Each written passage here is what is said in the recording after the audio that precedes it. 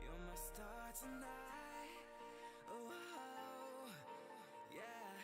Your light gets me through the night. Oh, oh, yeah. We fly and we soar the heights. Oh, oh, yeah. The sky will be ours tonight when we collide. I believe in you and I. Oh, I believe in you and I.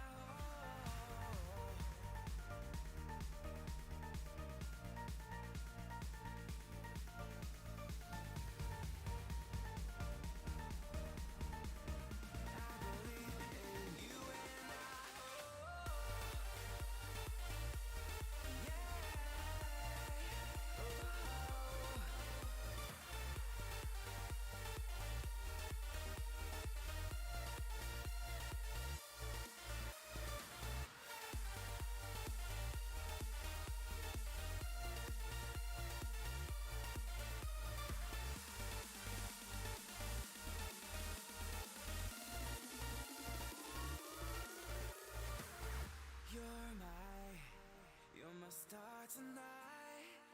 Oh, oh, yeah. Your light gets me through the night. Oh, oh, yeah. We fly and we soar the heights. Oh, oh, yeah. The sky will be ours tonight when we collide.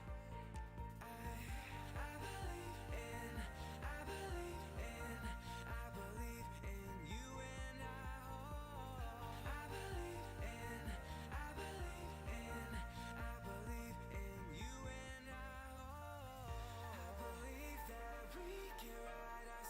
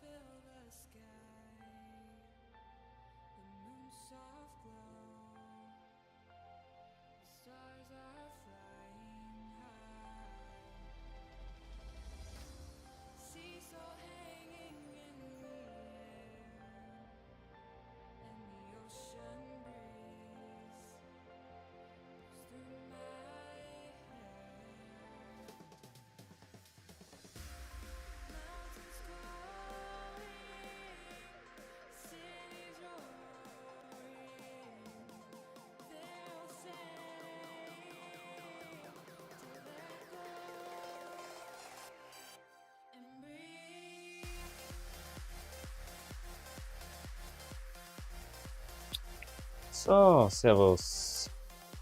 Dann schauen wir mal.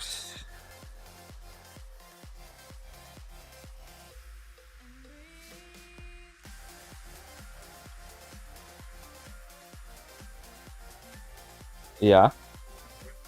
Magst du nicht einen Sessel steht davor? Ach Mann. Ja. Ich hab nicht.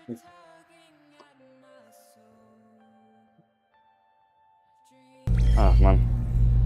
So.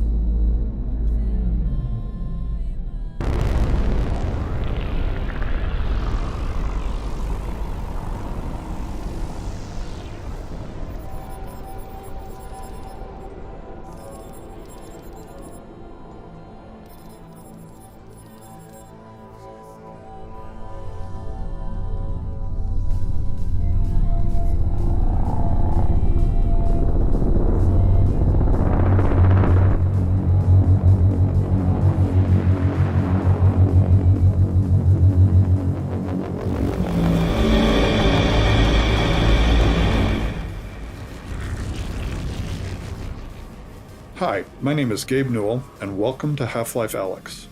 To say this product was a challenge would be an understatement. It's our first Half-Life title in over 10 years, and it's our first one in virtual reality. In addition to it being a great VR experience that still felt like a Half-Life game, we wanted Half-Life Alyx to serve players who've been waiting to find out what happens after Episode 2, and at the same time, provide an on-ramp to anyone who hasn't played a Half-Life game at all. Ultimately, whether we succeeded in any of that is up to you to decide.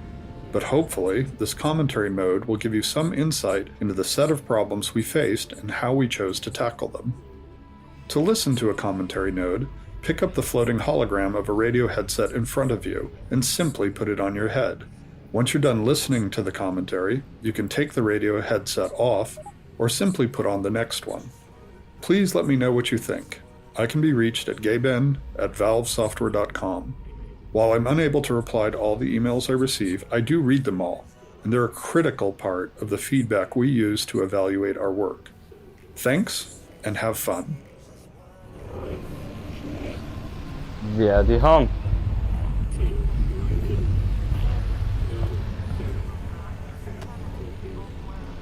As in the case of any Half-Life game, the first hour of Alyx must convey a lot of information to the player, hopefully in a natural and entertaining way. Players need to know who they are, where they are, what kind of world they're in, who the other important characters and factions are, and so on. At the same time, they need to learn how to actually play the game. How do they move? What can they interact with and how? What should they be trying to do, etc. Figuring out exactly what information we would try to convey in these first two levels, and how it would be conveyed, took us over 2 years of playtesting. It's tempting to try and include everything we think a player should know, but all information has a priority, and the more we include, the more chance there is that a player misses something important because they're distracted or confused by something less important. So over the next 2 levels, we'll use commentary nodes to point out some of the specific places where we grappled with conveying information to the player. In between these nodes, you'll likely be able to spot many other examples for players to find, if they're interested in paying closer attention and understanding more.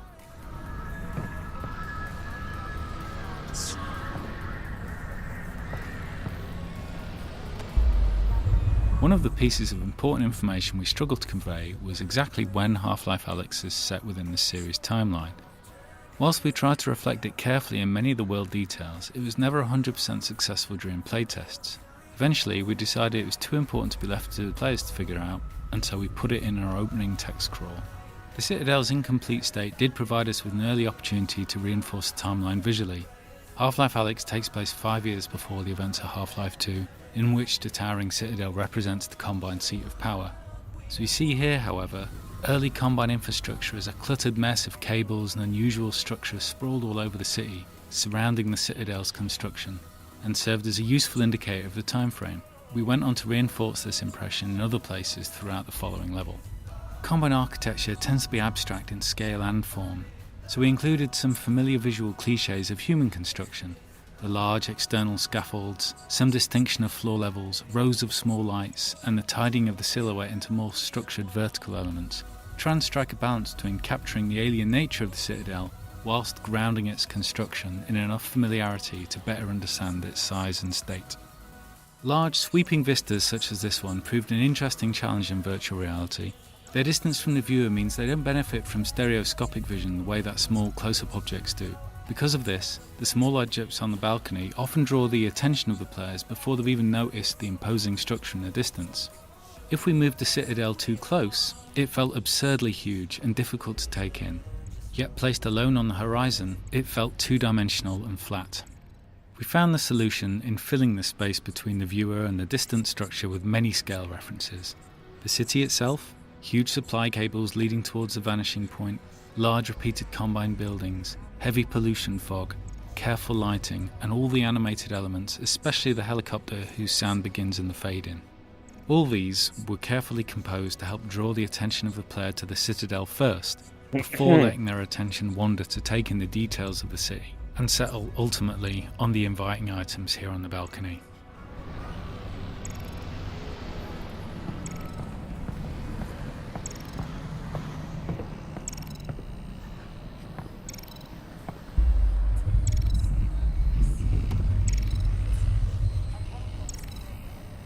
In these first areas of the game, we grappled a lot with the density and prioritization of the information we were conveying to the player. Playtesting showed us that players in VR were easily distracted, often due to better peripheral vision, such that they'd focus on one scene element while losing track of others. This was exacerbated in these first rooms because players were acclimatizing to being in VR, often for the first time. In addition, different players progress at different speeds. We saw some players spend 30 seconds on the opening balcony and others 30 minutes. As a result, we did a lot of iteration over the set of opening areas, each time changing what information we tried to convey and where. Initially, the video call from Eli took place in the later refuge room with the Snark and camcorder, but players were often too engrossed in interacting with all of the detail in that room to pay attention to the conversation between Eli and Russell. We moved the video call out to the starting balcony, but there it distracted from the establishing shot of City 17 and the Citadel. It also came at a time when players were still figuring out core game elements like movement and hand interaction with the world. That collision made simple things hard, like when to show the player a movement tooltip if they immediately started the video call. Eventually, we settled on inserting the greenhouse between the starting balcony and the refuge, which allowed us to move the call to an area with a slightly obscured vista and fewer interactable objects. This avoided the distraction problems and ensured players were past the initial gameplay moments of figuring out their hardware and movement setup. It also had the bonus of allowing us to add further detail to the opening balcony and Alyx's refuge without fear of creating distractions from the video call.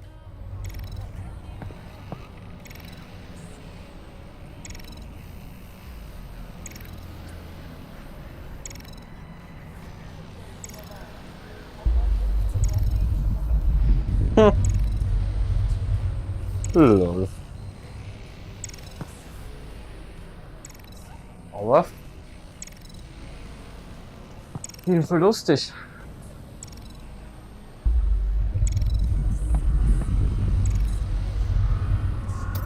Alyx! How's it looking up there? It's good, Dad. Metrocop movement is normal. Same for the Combine patrols. How's it going in the stockyard? One combine mini reactor from a shipment of 4,000. They're never going to miss it. Here, see for yourself. And not only that, someone's hacked into the Combine construction network.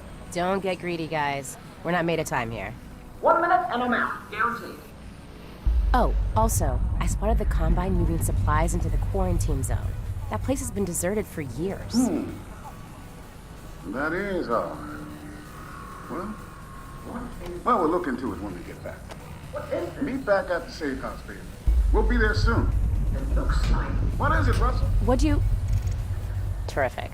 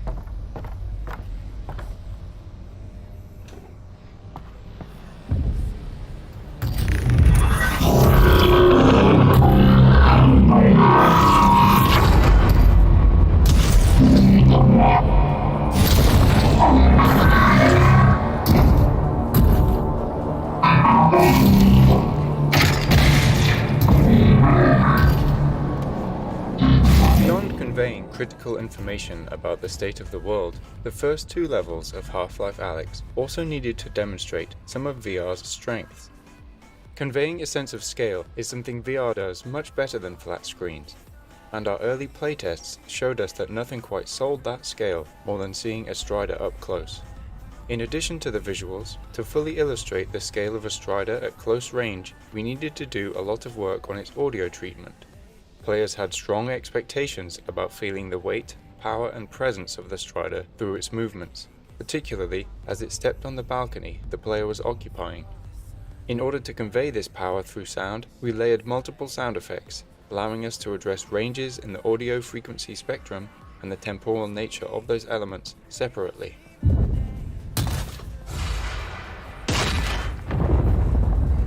We then combined those elements in the Source 2 audio engine to control them as one sound. Nett. Also, da kann man sich echt nicht beschweren. Na dann, ab zum nächsten.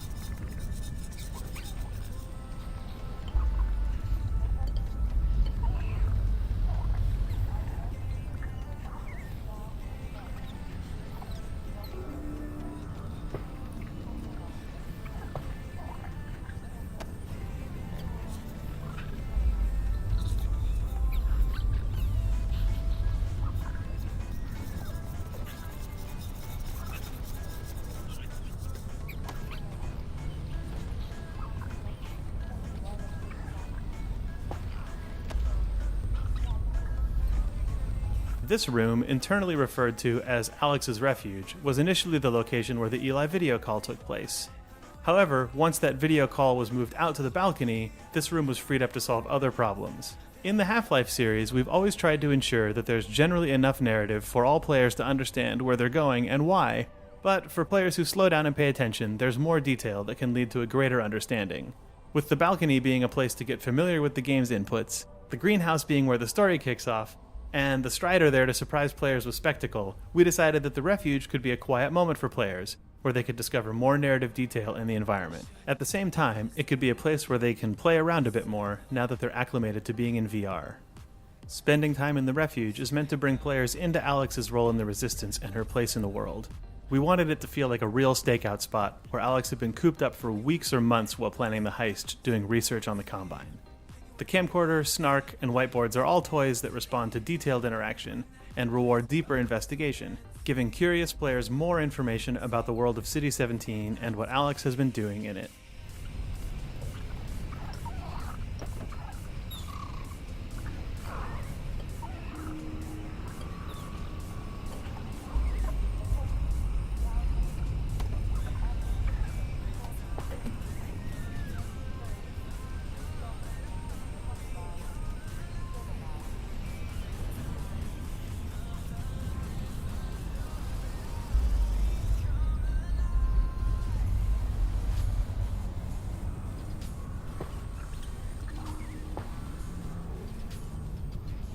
So.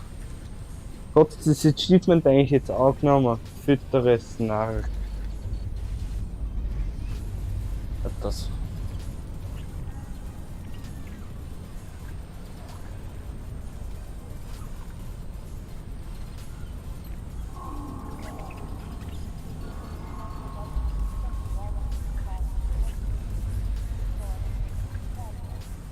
Heute, füttere Snark. Okay, passt, hat funktioniert. Was ist das nächste Achievement?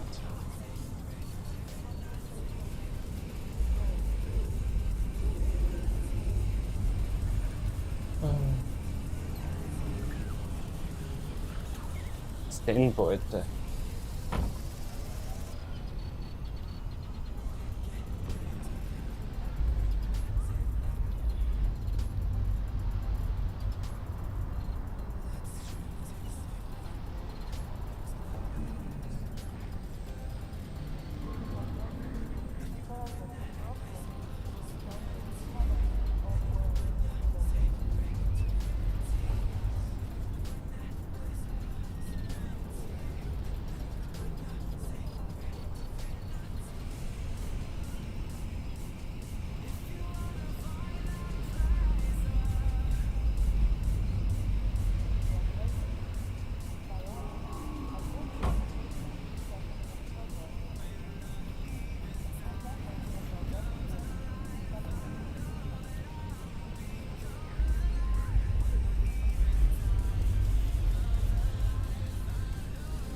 Aha, okay.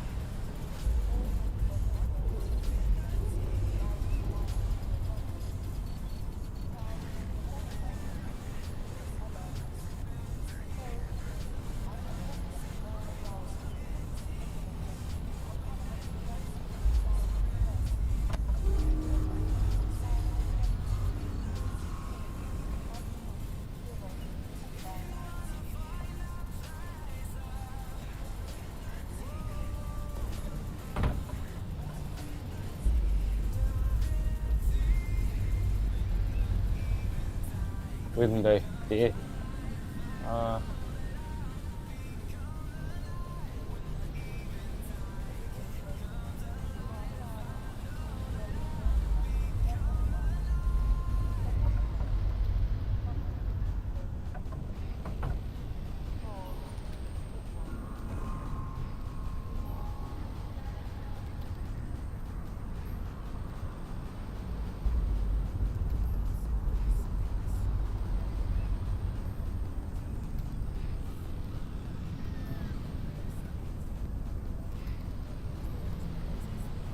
Gibt's ja nicht.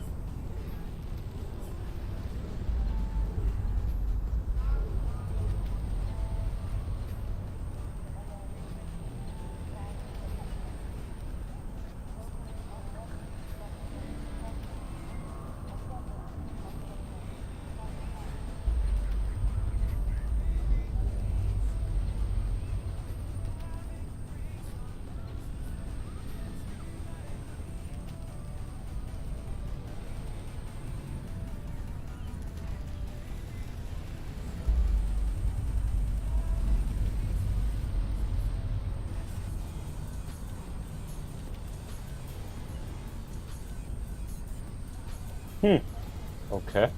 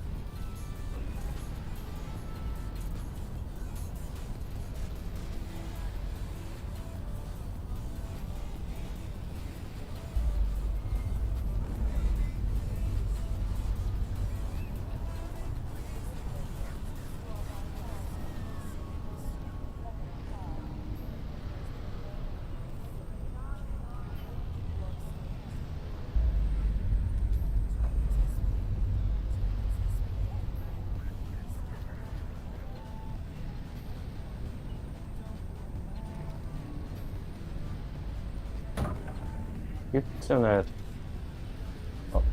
Warum findest du zu dem nix? Null Sterne.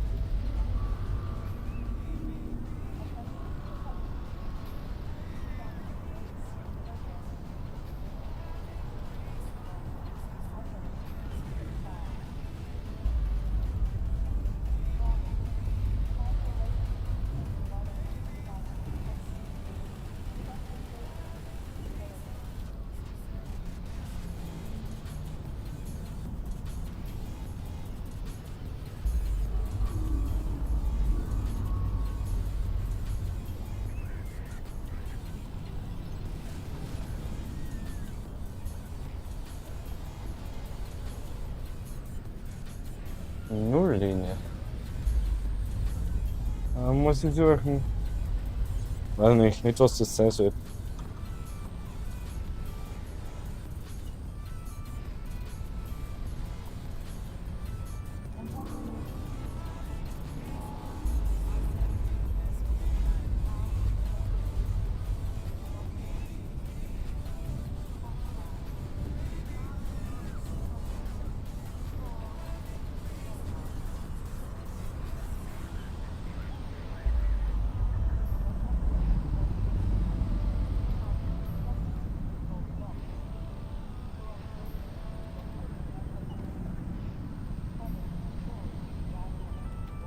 Aha.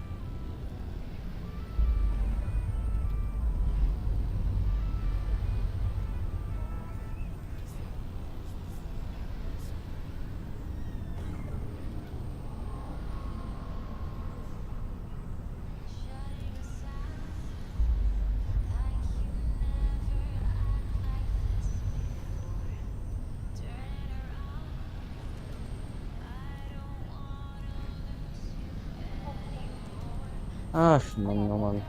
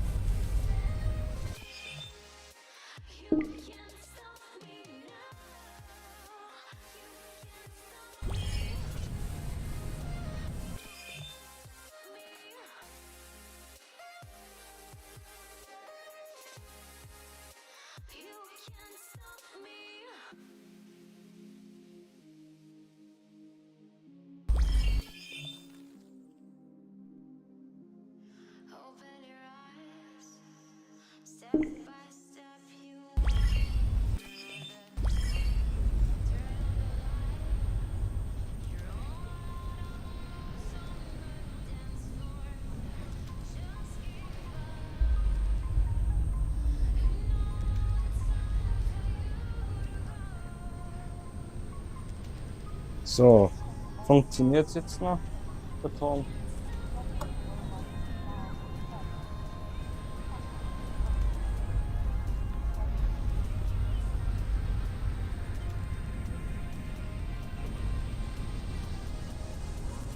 Nein. Ach, geh, komm.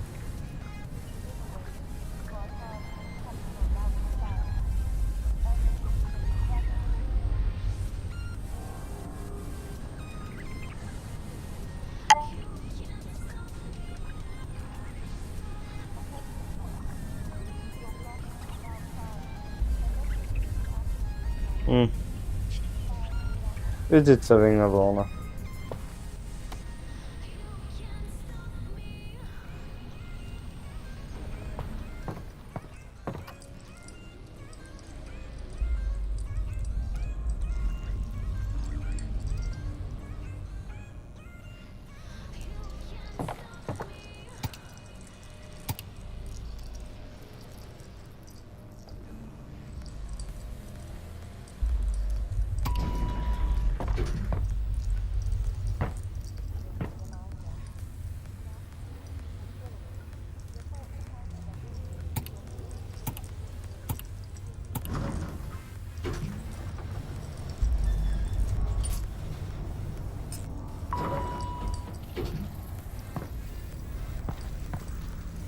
Alyx! Alyx, are we good? Yep, they got the reactor. Easy peasy. I'm headed back to the safe house right now to meet Dad. Go! We'll be in touch. Stay safe.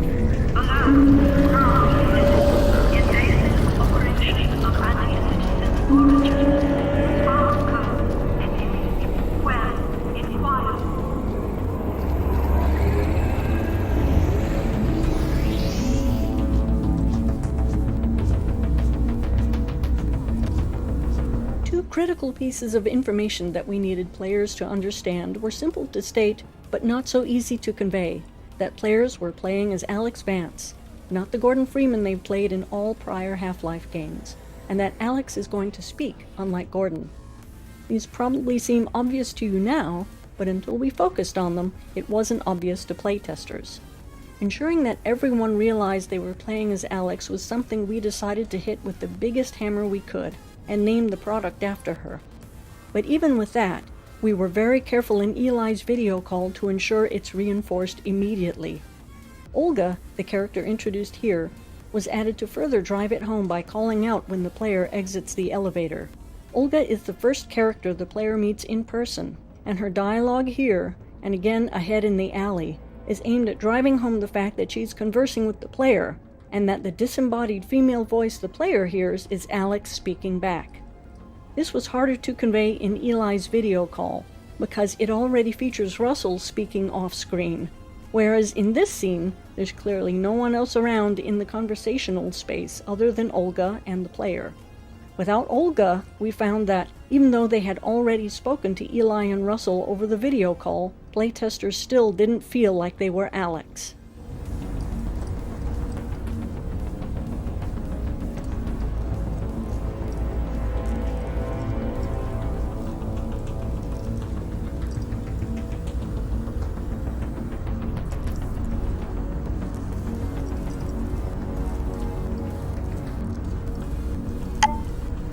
Ai, Cecil. Fast.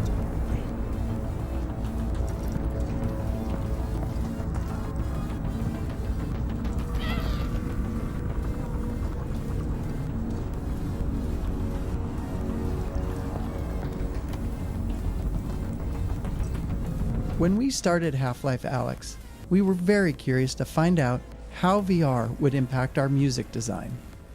The Half-Life series has always used music sparingly, often leaving the ambient sounds of the world to provide the audio background. But it is a tool we like to use to highlight moments where the world state has changed in some important way. In this case, that something's riled up the Combine. In our early playtests of this scene, without music, but with many of the other visual and audio elements represented, we found some players didn't understand that they should move along, and that others became distracted by the interactive objects in the laundry. We experimented with some very simple quote-unquote action music to communicate the changing of the Combine threat level, as well as the story's intention for Alyx to get to safety, and found that players were less likely to forget their quest and move towards their goal. The music was kept simple and cinematic sounding to allow it to blend with the purposely complementary background sounds and gently start to normalize the use of music in VR in a familiar way. This success encouraged us to use the same technique in scenes with similar requirements later in the game.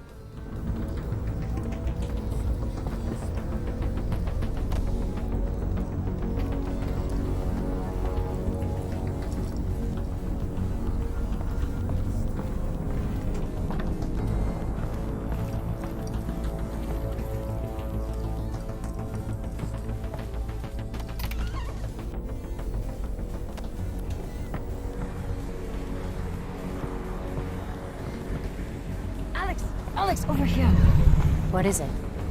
This doesn't seem like a routine sweep. Are you sure everything went okay? 100%. Something's got the CPUs riled up. Keep your head down and be smart.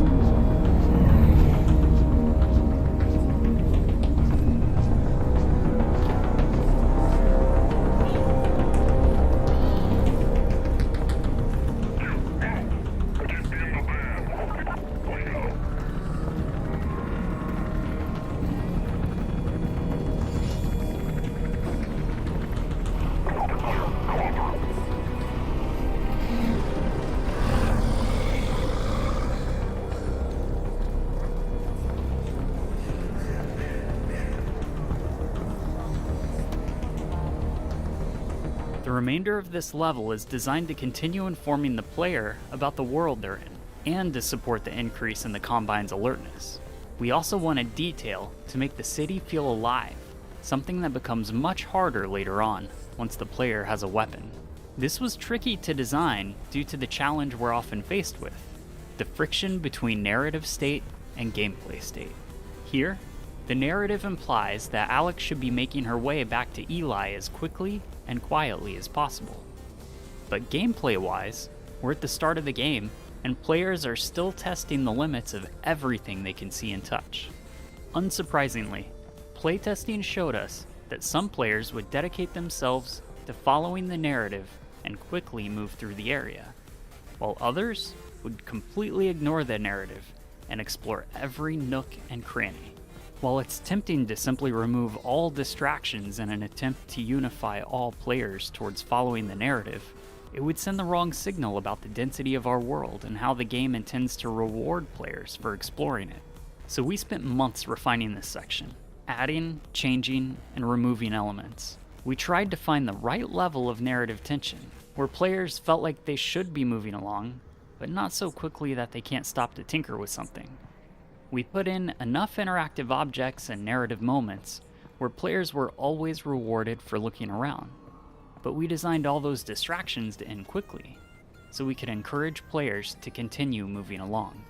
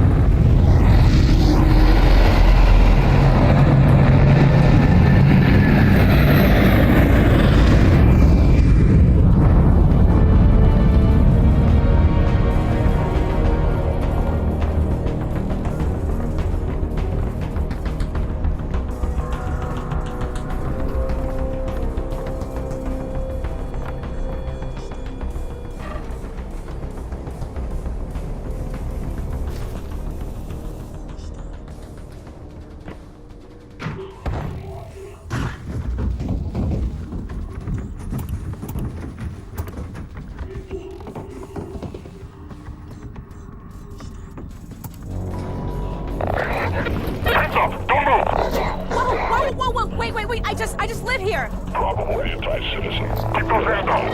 Wait, don't shoot.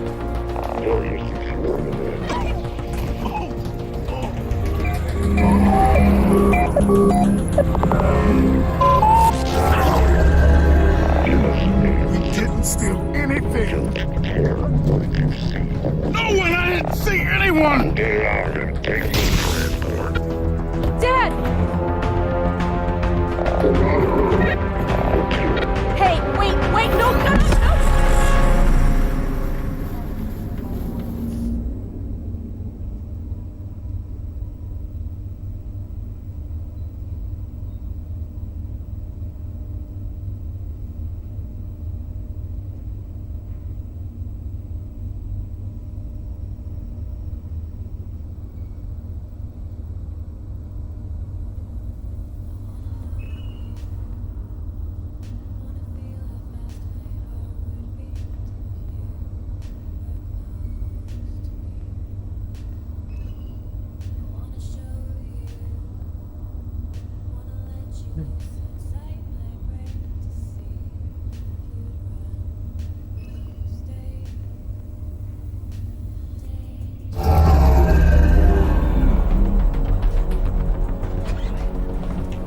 Where are you taking me?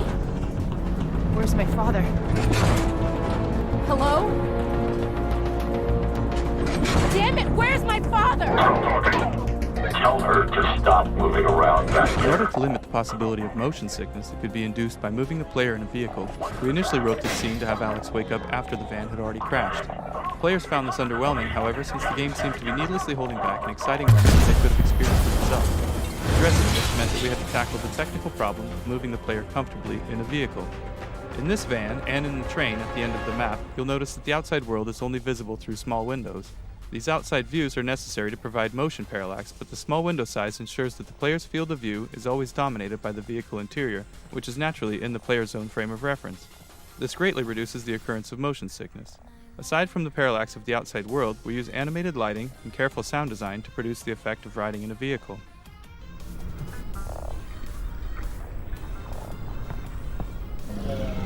You have been in an accident. Take the head, sir.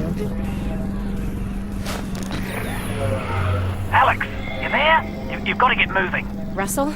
I've been in an accident. I know! I caused it, so technically not an accident. You've got to get moving. Wait, where's Dad? He's fine. Follow the drone.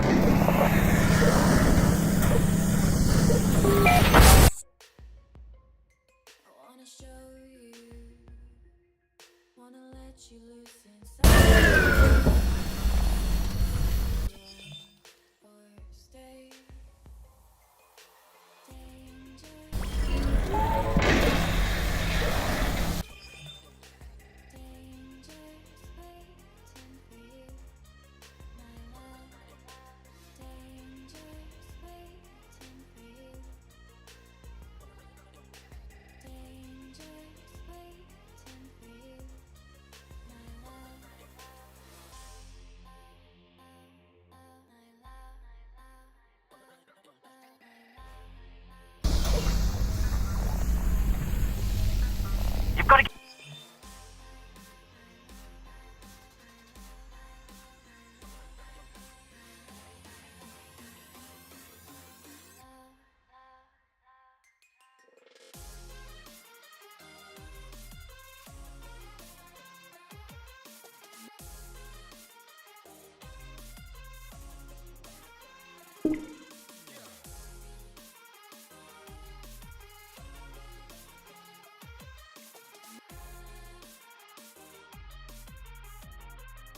Get moving.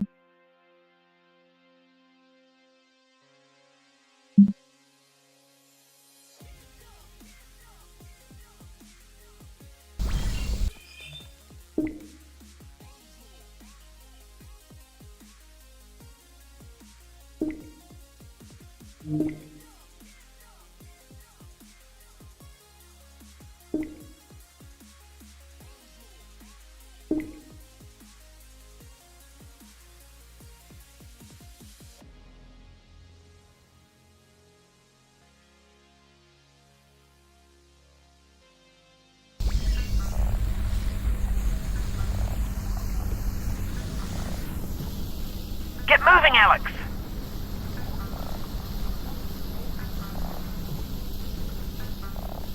F,2. So, du hast...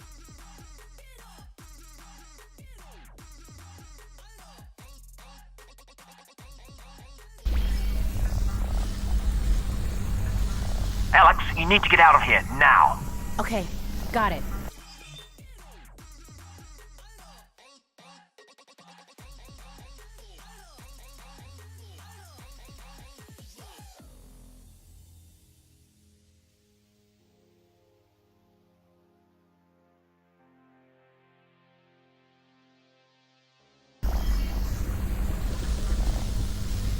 Ah. Yeah, Thomas.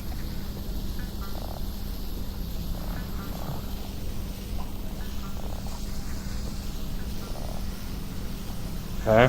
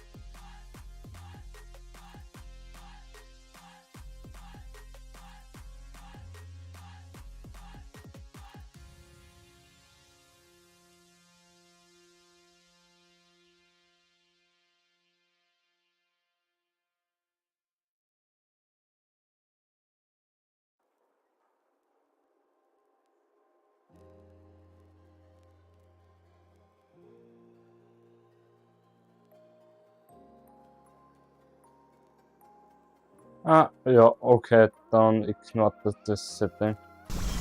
Na gut.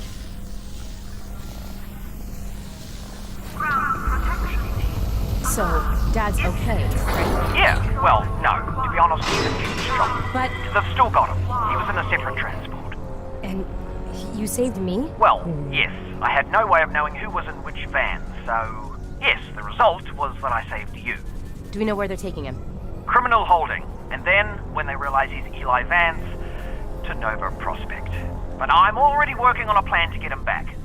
You're close to my lab. Keep following the drone. We'll figure out what to do.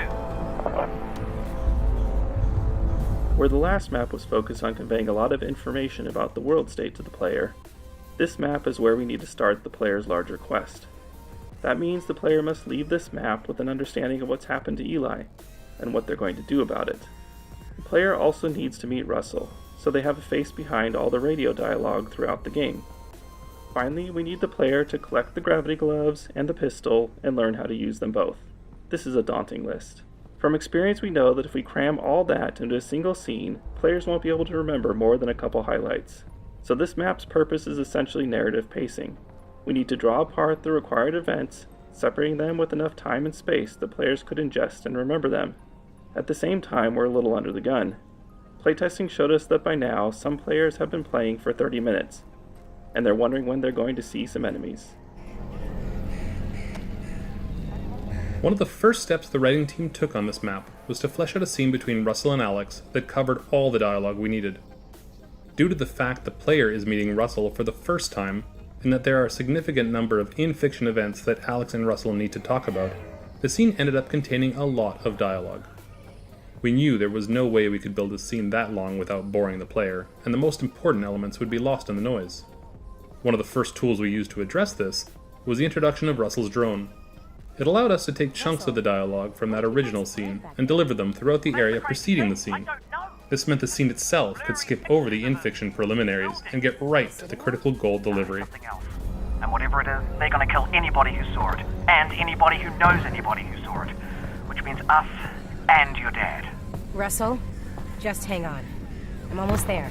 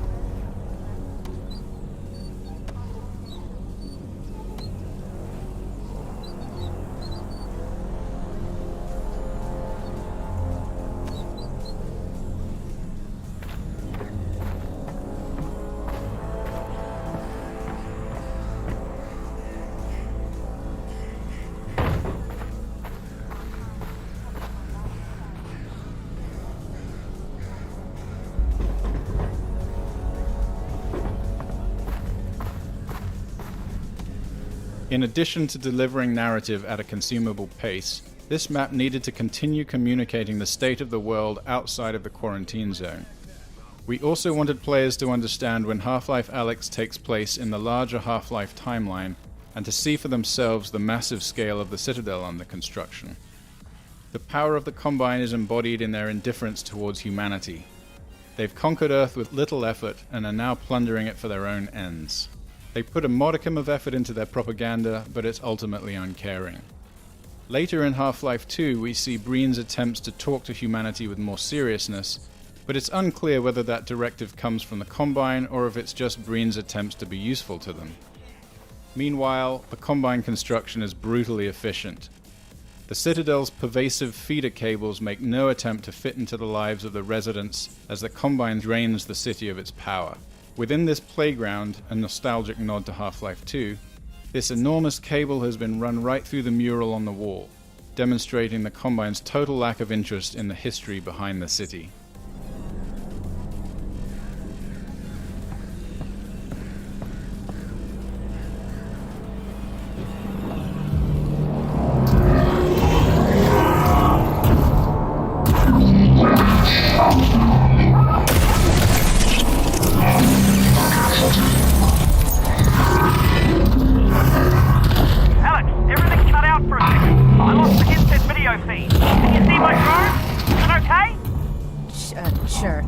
I'll be there in a minute.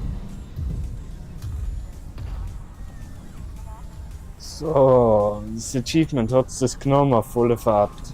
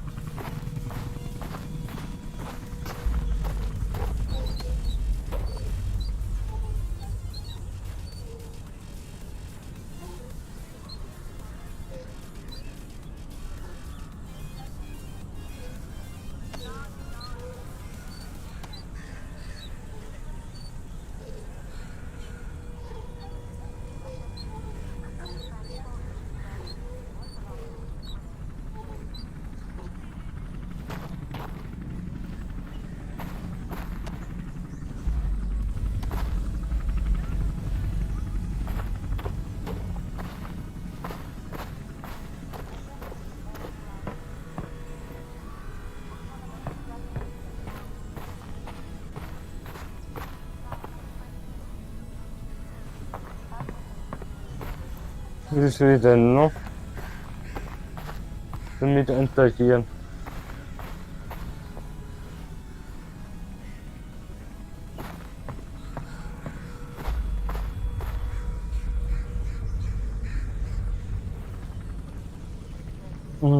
Ach, Mann, oh Mann, oh Mann, oh Mann.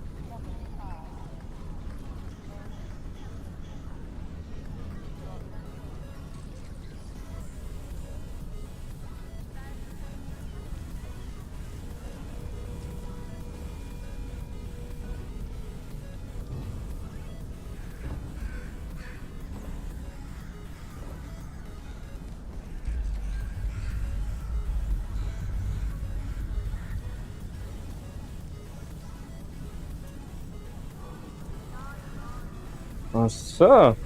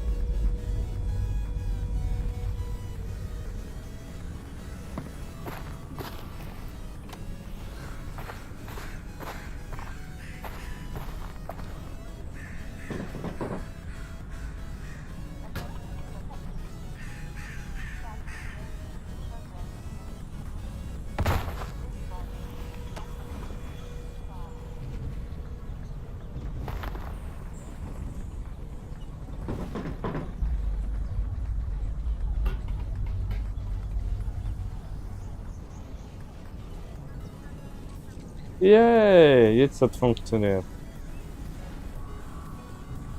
Das war's Achievement. Gut. Also manche Achievements sind halt auch echt komisch.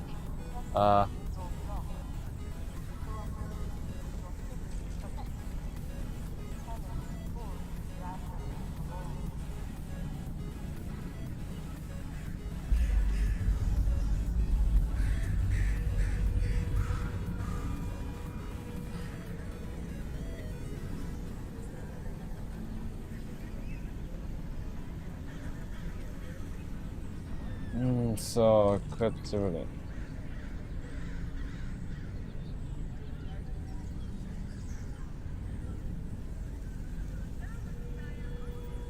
So, hit and run.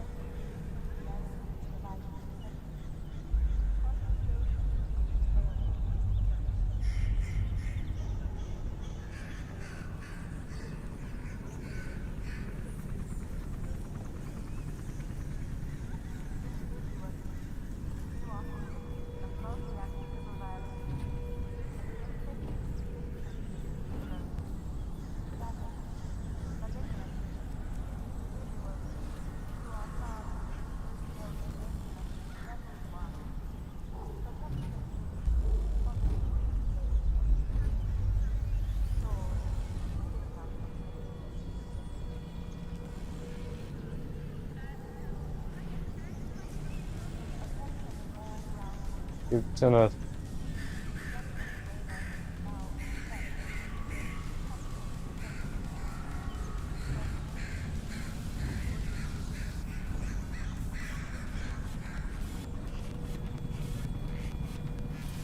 Vergeigt.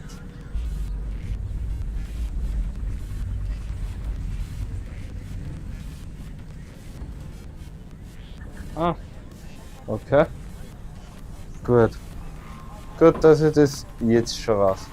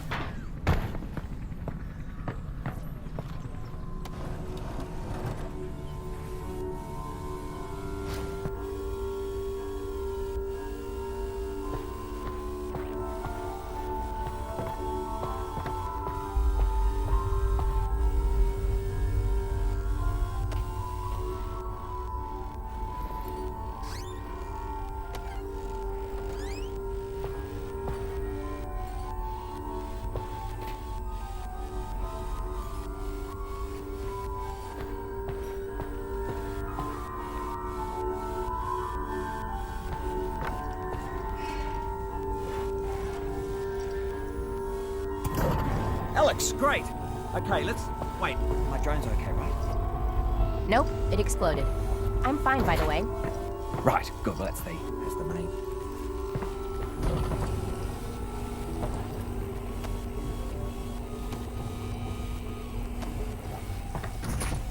Russell, they've got Dad.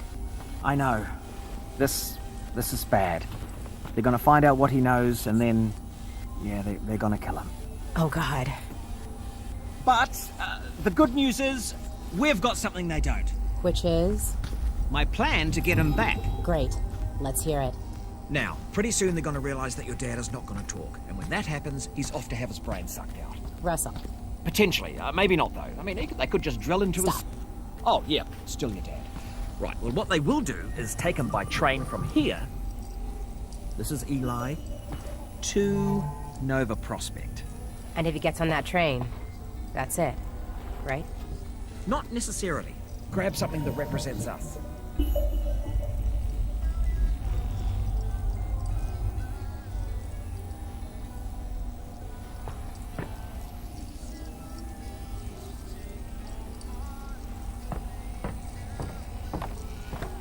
Anything will do.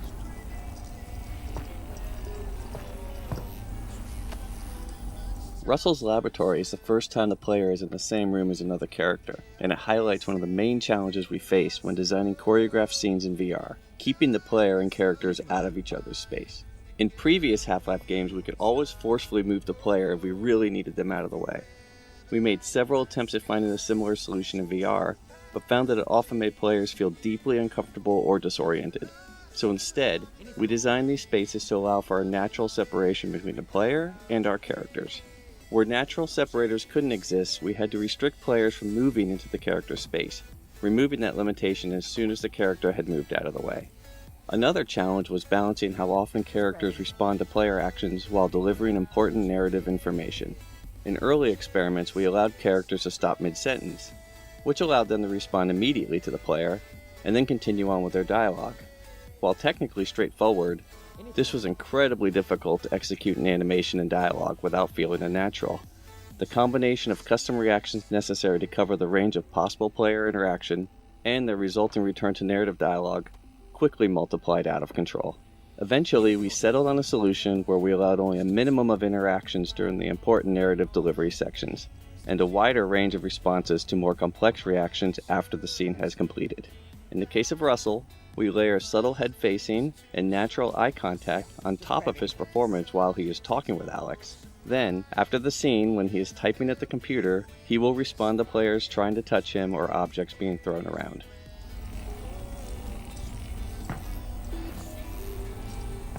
Anything will do. Jaj, bassza.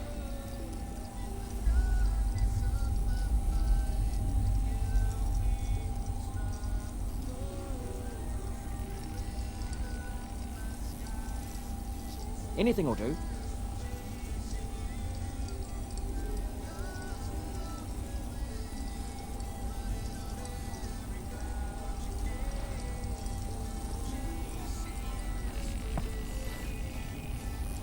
Anything will do.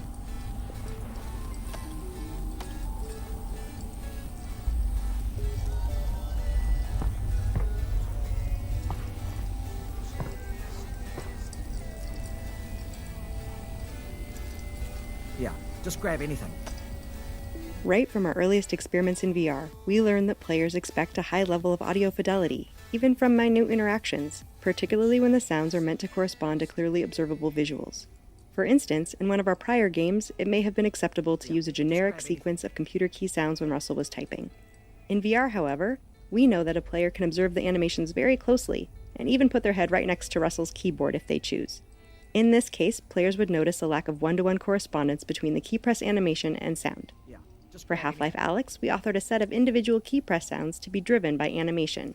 For example, as Russell's fingers animate to press a key, one of these key press sounds is played, resulting in precise synchronization of the animation and sound.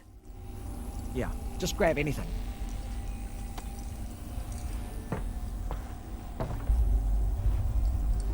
Okay, that's you. I thought you said us. Well, one of us, me, will have to stay here for this plan to work. All right, fair enough.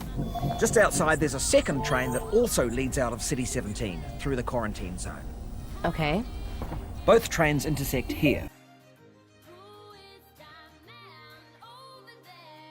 Was, der kleine Basketballspieler.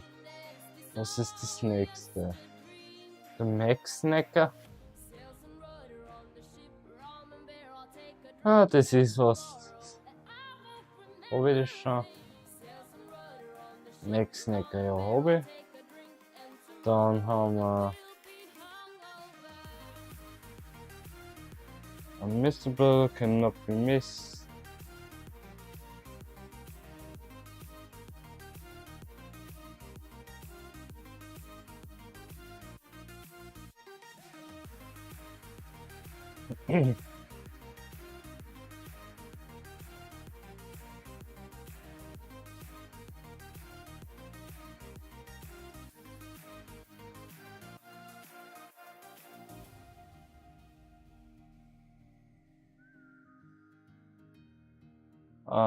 So supply crate, okay.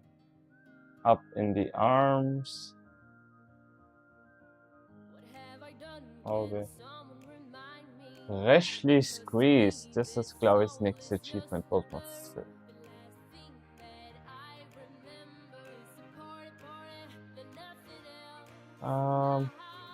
Ja. Frisch gepresst.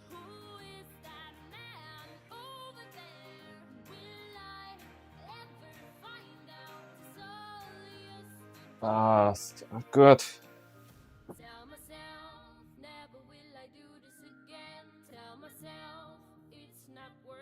At Fairview Junction, you take your train, get there before his train, and hack into the controls. That'll let me take over the system. Train comes to a halt, you deal with the Combine situation, and we get your dad back. Sounds good. Where's the train I'm taking? Out the back, through the yard. It's decommissioned, but I think I can hack into its controls. Oh, and get yourself a pair of Russells on the way out. Russells? The gloves, Alyx. You know, the gravity gloves. I have a few sets through there. You can calibrate them out by the shed. Got it. We can do this, Alyx. You got that, didn't you, that I said we could do it? Because we're gonna do it. Yeah, we are. I'm with you every step of the way.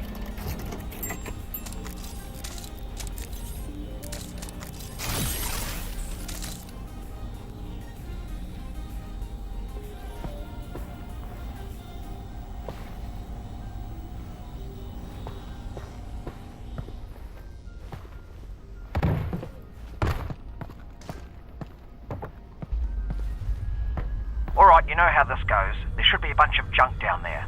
Aim at something with your hand open. Registered. Now flick your wrist to bring it in. Yep, you're tethered. Make a grip. Just like that. Great. Try again. Just like that. One more time. You've got it. Just a little flick of the wrist. You're on it. Perfect. We're done. Oh, wait. I almost forgot. Alyx, up here. You're gonna need a gun. Don't worry, it's unloaded. It's unloaded now. Oh, almost forgot. Guns need ammo. Here you go.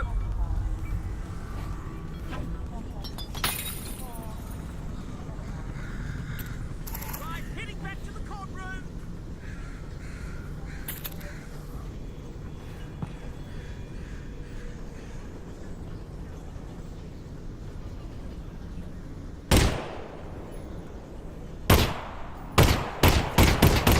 Hey, that's my window. I'm out. Watch it. Here you go.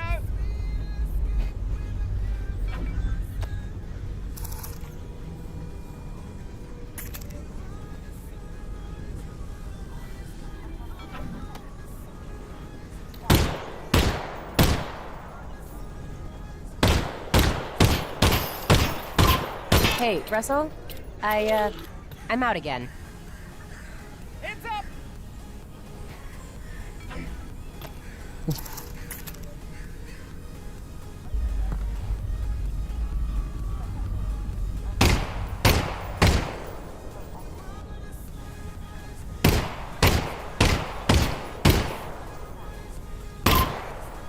Russell, I'm out. Again. Oh, no worries. More ammo where that came from. Just to let you know, though, not infinite supplies up here. Okay, just as a cautionary warning there.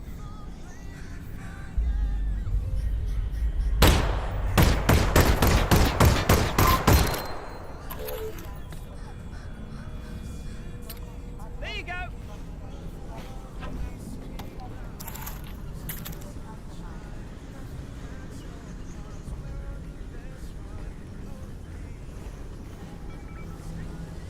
Oh.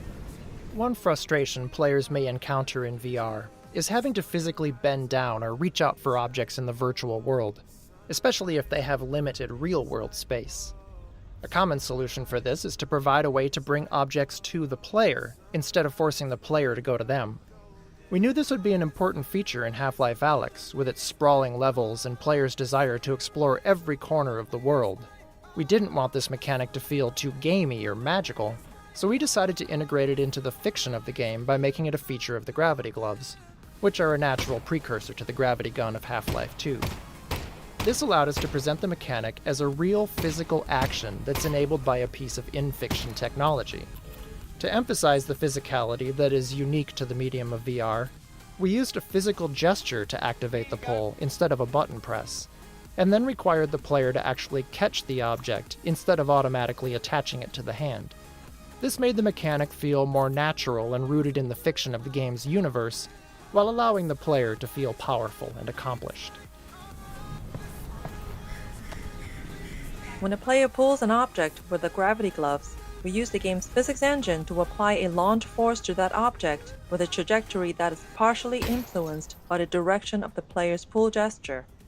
We set the object's launch velocity to result in a standard flight time from pull to catch, so the player can develop a rhythm that eventually becomes automatic.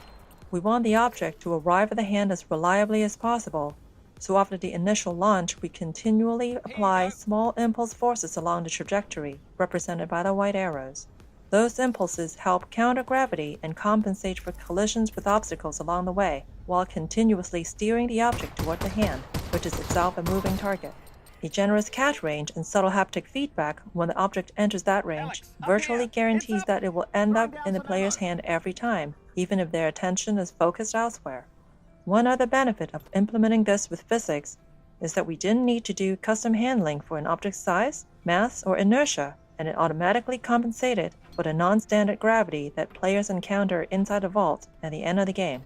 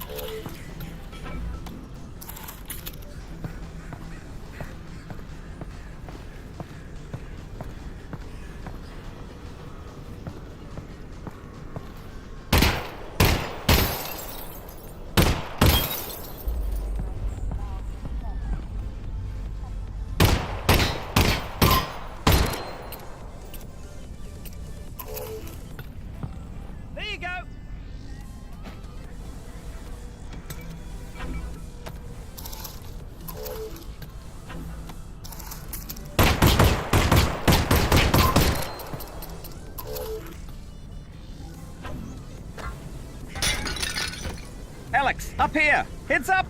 Throwing down some ammo.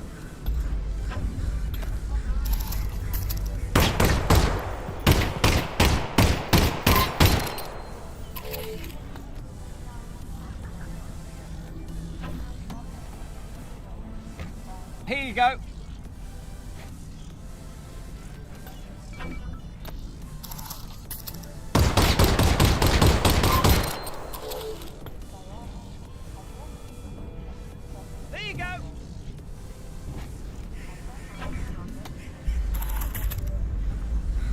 Ja, gut.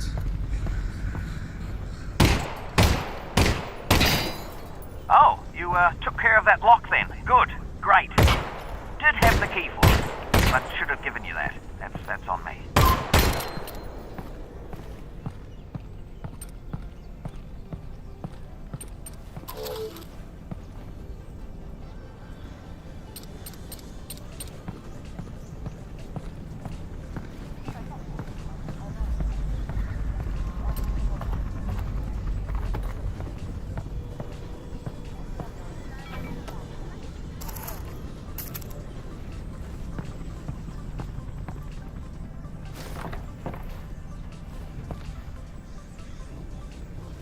Alright, here we go. Next stop, Fairview Junction. Thanks, Russell. And good luck, Alyx. Goodbye. Obviously, just to let you know, I am still here, though. I know.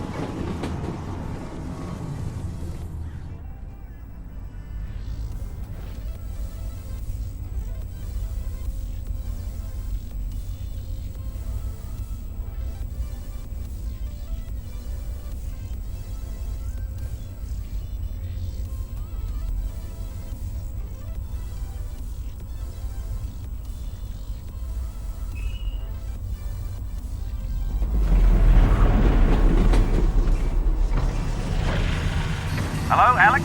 We might have a problem. Probably nothing to worry about, but...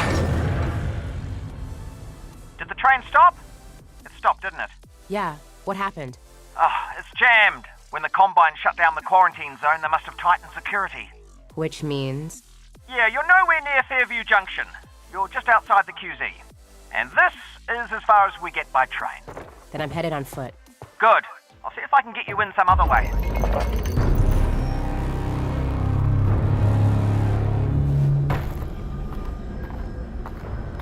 I got a dead zombie here. I thought the Combine sealed up the QZ. This one must have squirted out. I've heard they've had trouble with barnacle spores outside the containment area, but not about fellas like this. Probably not a one-off then. I doubt it.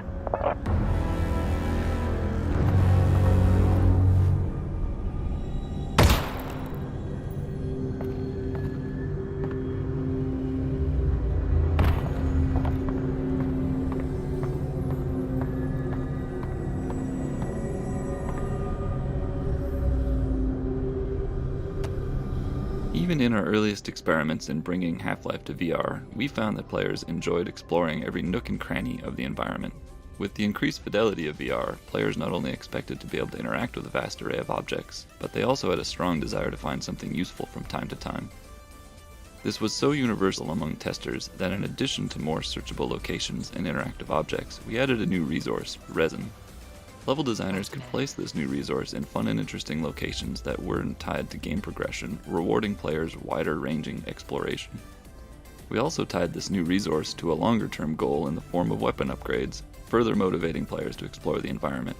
Deep scavenger hunts and keen observation would result in more resin to spend as a reward.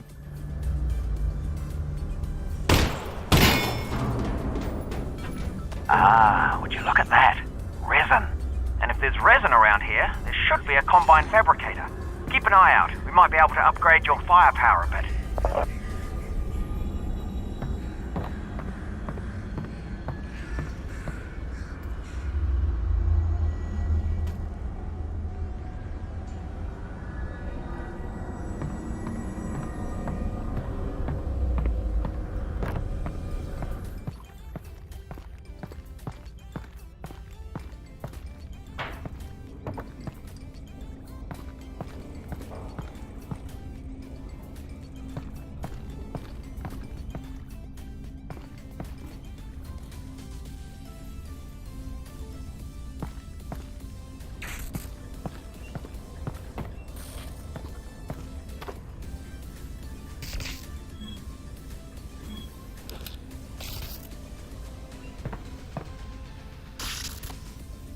Internally, we refer to this type of puzzle as a toner puzzle, due to its similarity to a real-world cable toner tool that can be used to locate electrical wires in walls. The toner mechanic was conceived as a tool for designers to craft player experiences around knowing that the player had to put their head and hands in specific locations. The initial design merely required the player to use their multi-tool to push a ball of energy along a path, similar to a child's bead maze toy. While this simple design was successful at getting the player to put their head and hands in particular locations, the lack of branching meant that the player wasn't required to make any choices, nor was there any possibility of negative consequences. To address these issues, we added the rotating junction elements, which allowed for branching paths and became the player's primary means of interacting with toner puzzles. While the toner puzzles ramp up in complexity throughout the game, this first toner puzzle is designed to use a minimal number of elements to introduce players to the key ideas that power flows through wires, power can be rerouted by rotating junctions, and power has an effect on the physical world, such as turning on lights and opening gates. The sparking electrical outlet that branches down toward the floor is not strictly necessary for this simple puzzle, but it was added here to expose players to its behavior, since it was causing confusion in later puzzles when players were seeing it for the first time in more complex configurations. Alyx? Yeah, the Alyx.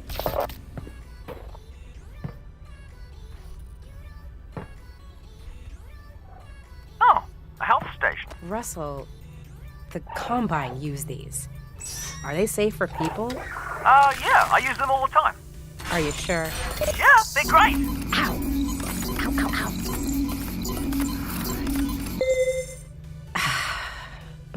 Hey, you were right. These are great.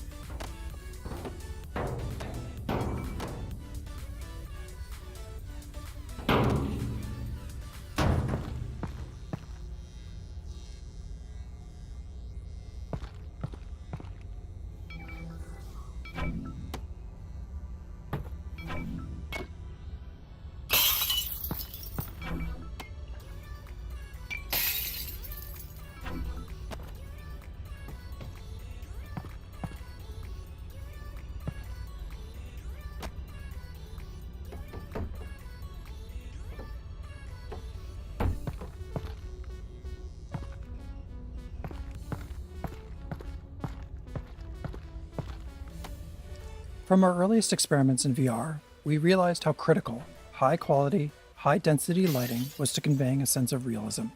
In game development, any technology choice involves trade-offs between quality, runtime performance, and development time.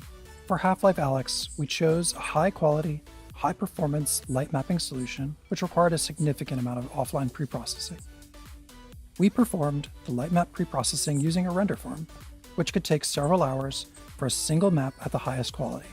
And we put a lot of effort into mitigating the cost of that high iteration time for designers on the team.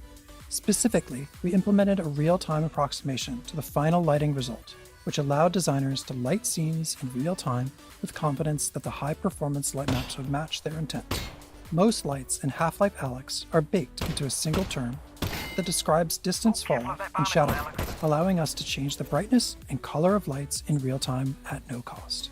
This encoding also allows us to apply shadows from dynamic props and characters without having to render any static geometry into shadow maps. Our light maps store directional information using the popular ambient highlight direction encoding, an improvement over Valve Zone radiosity normal mapping technique pioneered in Half-Life 2. This new light map encoding ensures that the bumpy surfaces can appear bumpy even when not under direct light. This blinking light source provides a good illustration of this technique, as you can perceive the surface detail even during times the light source is off.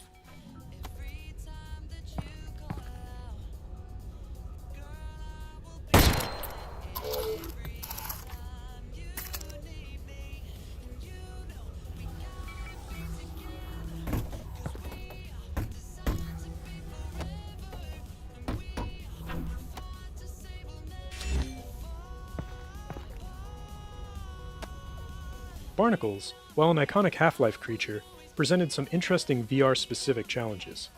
While their tongue is intended to trap hasty or unobservant players, those caught by them often didn't realize what was happening. They would become disoriented or even motion sick as the barnacle lifted them up to be eaten.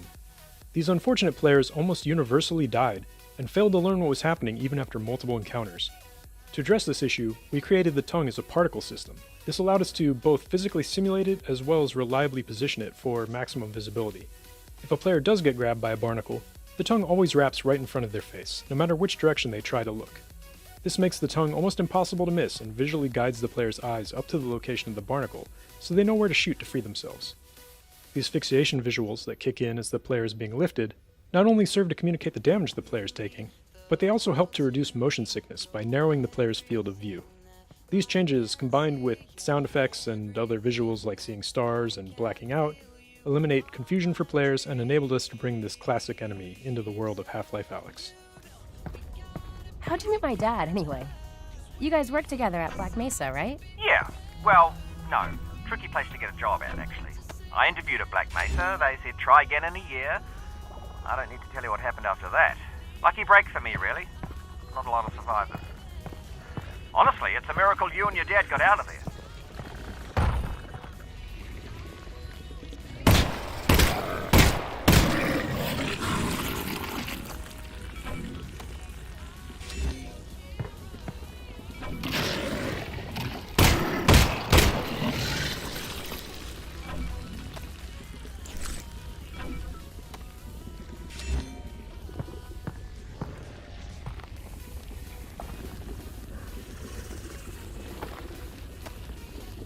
We got a lot of positive feedback from our initial experiments requiring players to perform a series of physical actions to reload the pistol. Specifically, ejecting the clip, retrieving a new clip from their backpack, inserting the clip into the gun, and chambering around. Players enjoyed learning and improving at this skill. We experimented with using a single button for both ejecting a clip and chambering around, but we found that assigning these operations to two different buttons was more interesting, even though it was more mentally taxing. In fact, it was more interesting precisely because it was more mentally taxing, as players would frequently mix up the buttons under pressure. In the early stages of the game, players would be fumbling for clips, ejecting the clips when they meant to be chambering around, and generally making a mess. To those of us observing the playtest, this looked like things had gone horribly wrong, but players themselves consistently cited this as a high point of their playthroughs. Because of the physical nature of the reload, and the skill required, players blamed themselves and not the game for the mistakes made as they were learning the reloading sequence. In this area, we provide a number of static targets in the form of barnacles for players to shoot at their own pace, increasing the likelihood that they have at least a few reloads under their belt before moving on.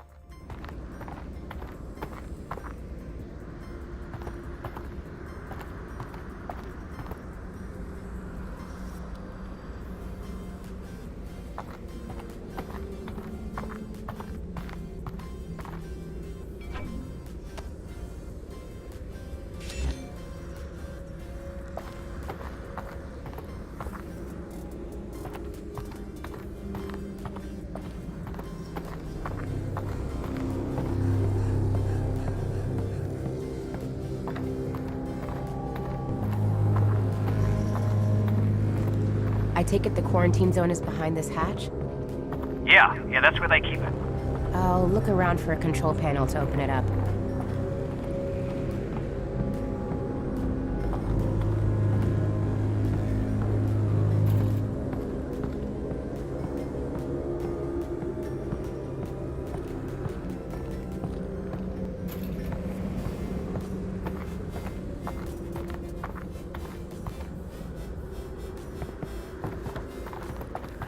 If I was the Combine, where would I put a control panel?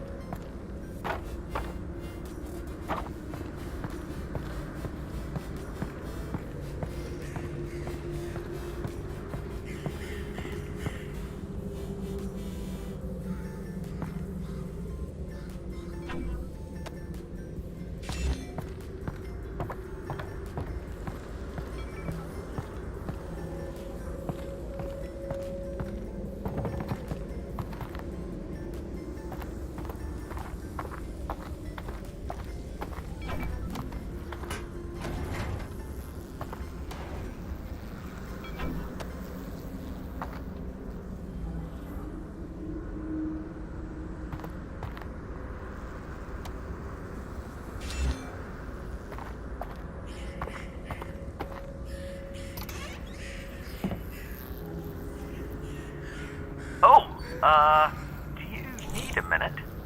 Because, I could pause the feed. Just looking, Russ.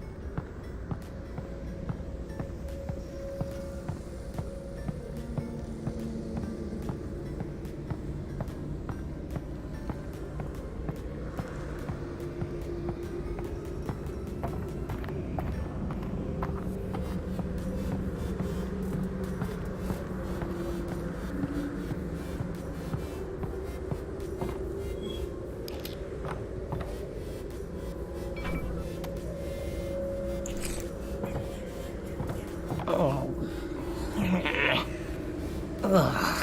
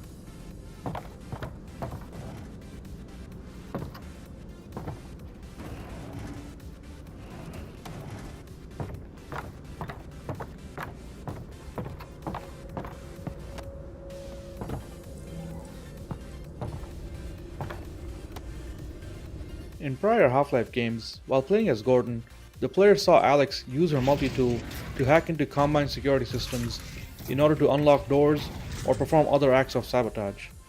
This presented an opportunity for us to represent Alyx's hacking skills through VR-centric minigames. All of our hacking minigame designs were built to leverage the independently tracked head and hands common to today's VR systems. We wanted to encourage players to use both hands simultaneously and move their head to create parallax to understand the spatial relationships within the puzzles. This locker hacking puzzle is based upon one of our earliest prototypes, in which the player was tasked with using a tool in one hand to paint a path on a sphere held by the other hand. There was just something fun and unique about using all of the natural degrees of freedom of both hands to solve a puzzle in VR. In its simplest form, this puzzle solution is straightforward, but the difficulty gradually increases throughout the course of the game by introducing static or moving obstacles of various shapes and sizes on the sphere.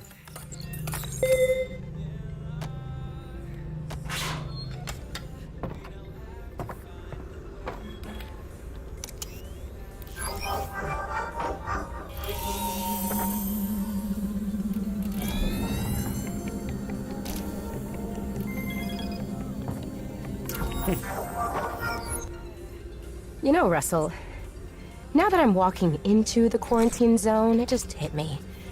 I don't know anything about the quarantine zone. Well, actually, the word quarantine comes from the Italian 40 giorni, which means 40 days, the period that all ships were required to be isolated before crew could go ashore during the Black Death. All right. Cool. That's the control panel. They've probably scrambled the circuit. But considering no one would be dumb enough to open the hatch, it shouldn't be too hard to put back.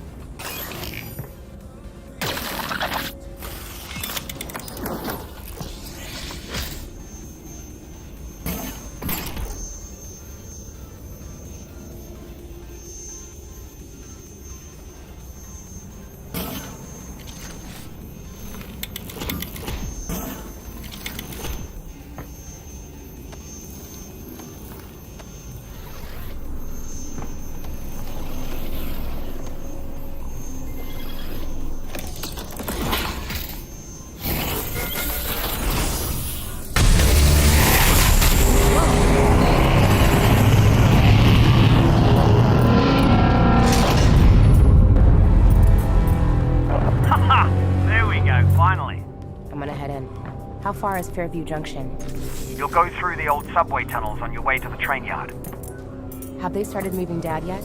I don't think so, which is good news because we've still got time. Oh, that's great. Or bad news because they've already killed him. And you don't need to move a corpse, you just bury it. Or burn it. You still there, Alyx? Mm-hmm.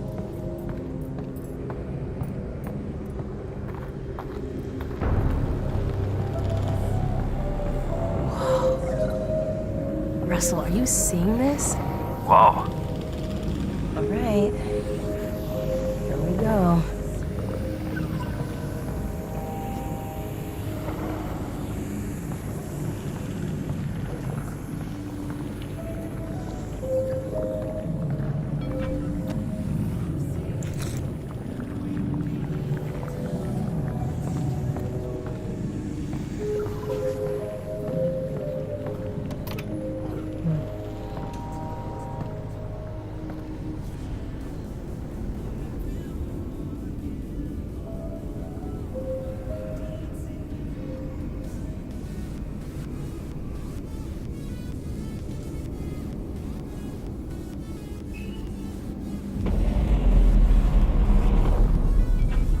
Hey, Russell. I just found a loose syringe of God knows what. Is this medicine? Does it have a skull and crossbones on it? I don't see one. Probably medicine, then.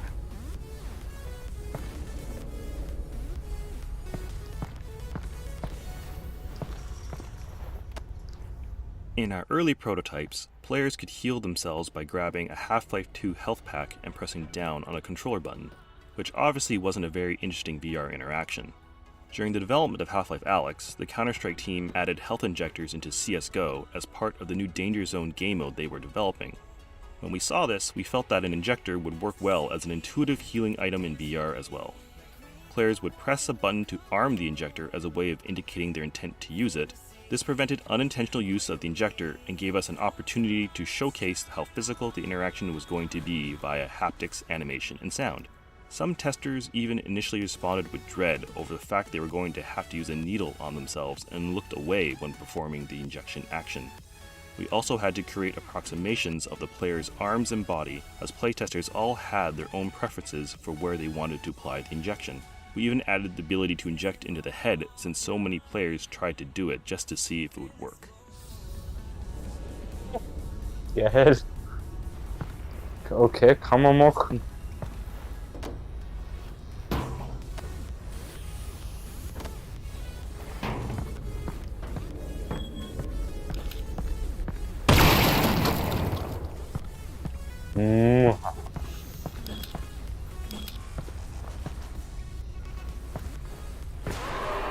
Do you hear that? What is that? Oh boy. Yeah, that's the way we gotta go. No shortcut? Yeah, that's We had to ensure that players would become proficient at reloading their pistol during the early levels of the game, or later encounters in the game would be overly difficult. The prior map contained only static targets in the form of barnacles. Players could engage the barnacles at their own pace, but there were enough of them that players would need to reload at least a few times. This first live zombie is locked behind the chain link fence and cannot reach the player until the player opts into the encounter by shooting the lock on the door. The placement of zombies in the upcoming section of the game is designed to require plenty of reloading, to ensure that the player builds up this skill.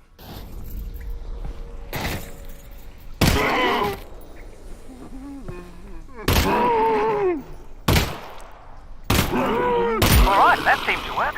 Let's keep doing that.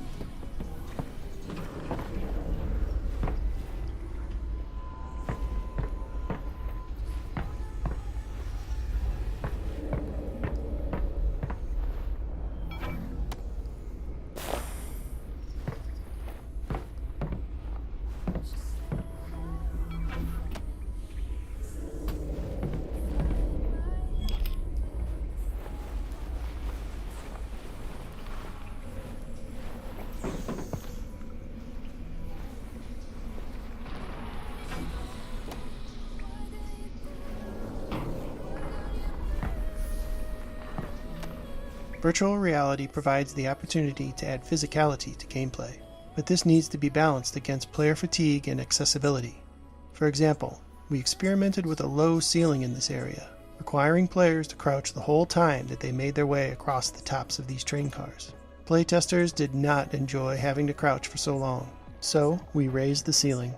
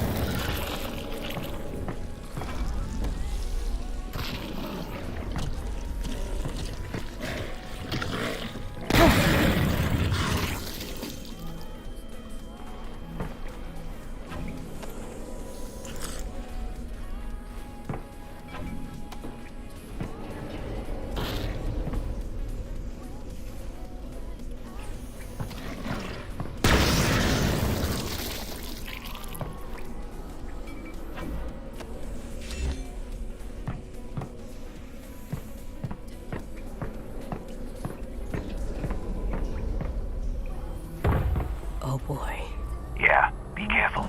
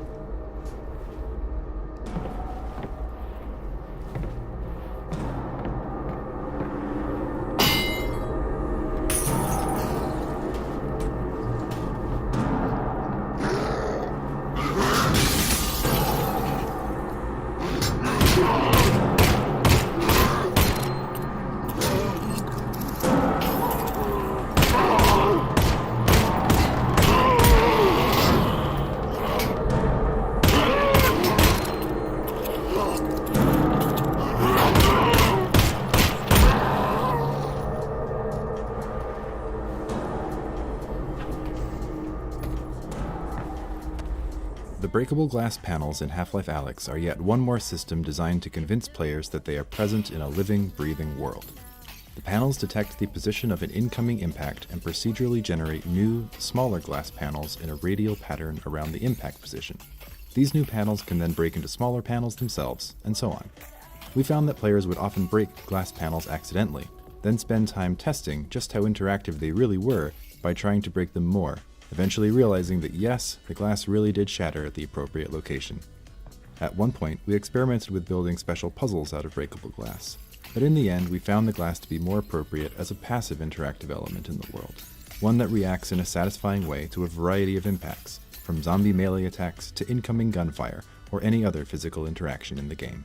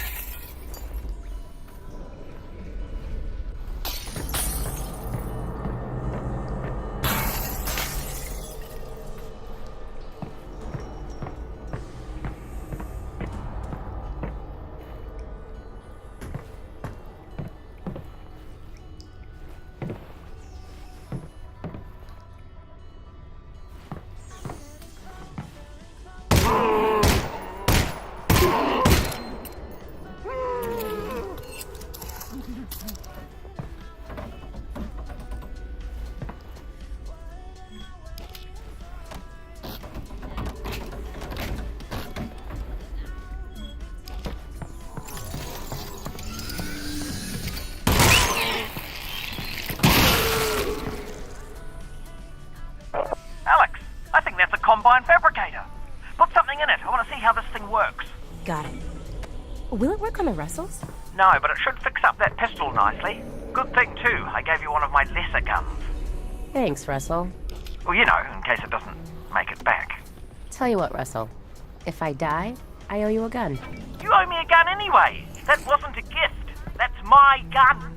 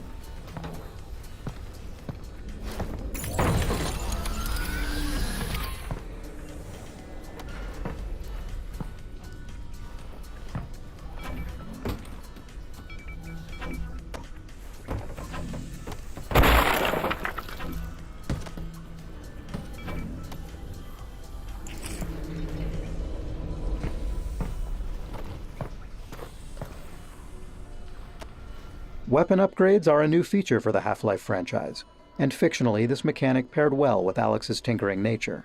We approached this design challenge first by thinking about what sort of upgrades could be meaningful and also provide additional value to players without removing established interactions. With limited resin to spend, The upgrade system also provided an avenue for players to personalize and invest in their favorite weapon, or streamline an interaction on another weapon, increasing its value to them. For example, the reflex sight still requires players to physically aim, but it improves the feedback on exactly where their shot will hit, and exposes previously hidden enemy weak points. While some players enjoyed this feedback and new targeting opportunities, others didn't and would instead focus on upgrades that suited their style of play. This allowed players to spend their limited resin on upgrades they cared about the most. Another aspect of weapon upgrades that we focused on was not necessarily obvious when we first started to design and test combat in VR. Due to the more physical nature of combat in VR, it can really push on the mental and physical capacity of certain players, as they're required to utilize both their hands and move their head to take in the environment dealing with enemies. While this is a very natural experience, there's also a lot going on at any given point with reloading and combat. As we observed players in some of these more intense combat situations, we started finding opportunities to allow some upgrades to reduce the number of times a physical interaction was required, or reduce the complexity of a particular interaction. The autoloader on the shotgun is a good example.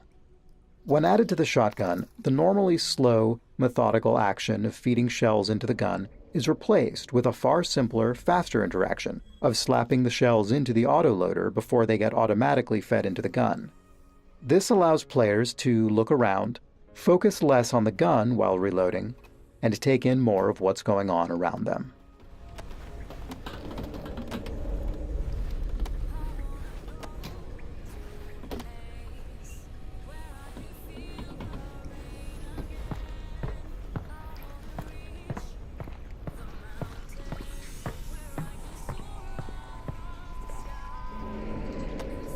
At the beginning of the Half-Life Alyx project, we had the expectation that players would want to take a break after 30 to 45 minutes, since that's what we were seeing with the lab and other small-scale VR experiences available at the time. Because of this, we designed the pacing of the game's levels around play sessions of that duration. Over the course of development, however, the game itself included more downtime between intense combat encounters, and the comfort of the new crop of HMDs improved significantly. In fact, as the game progressed, we found that players were happy to play for hours on end.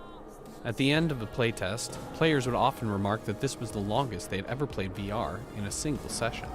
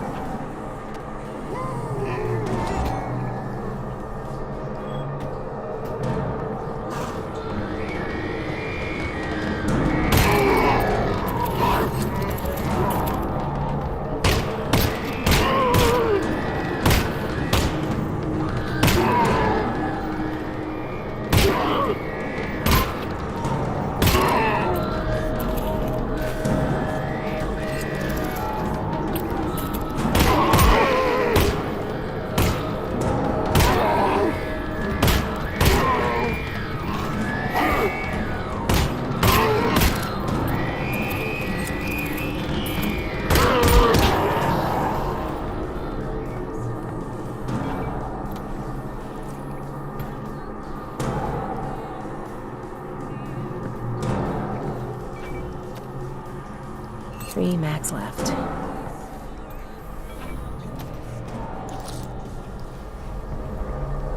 Three mags left.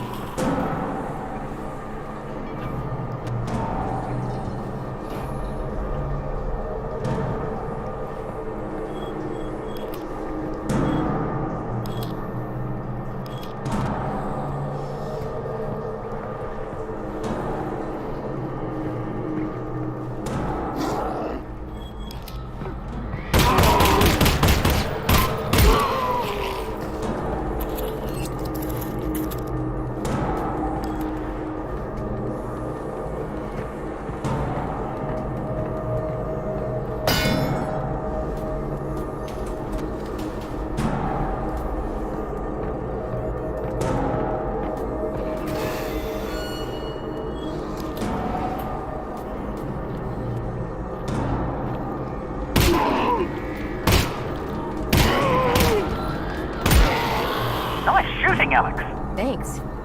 You know, for all your talk about what a lesser gun this thing isn't that bad.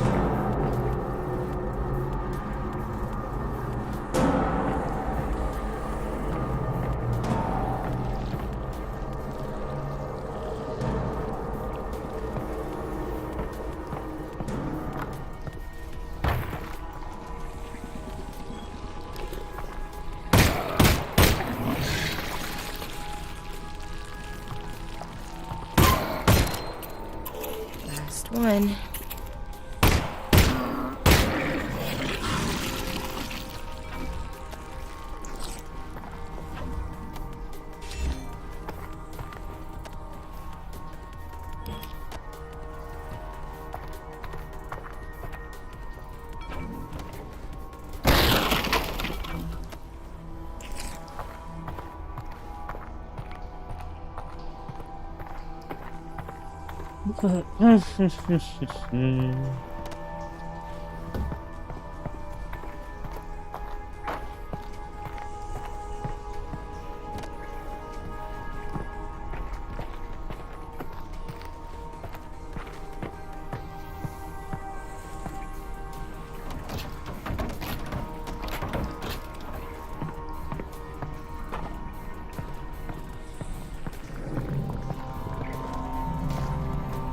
Hit crab! I see it.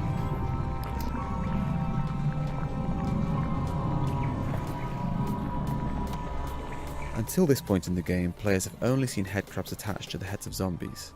This led playtesters familiar with headcrabs from prior games to anticipate encountering them on their own.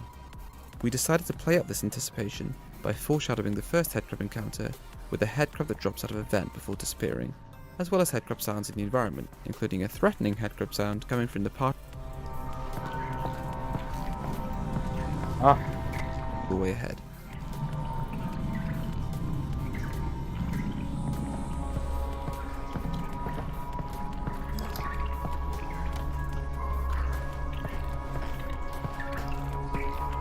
Where to go?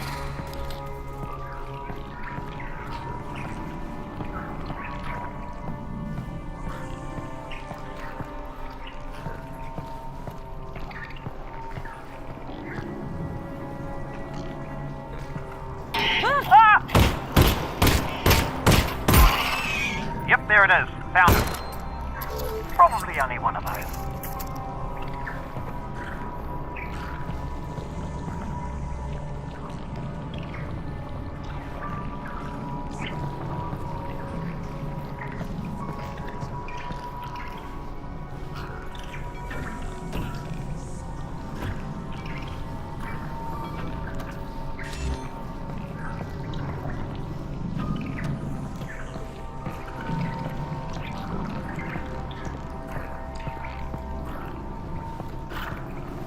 Okay, two of them.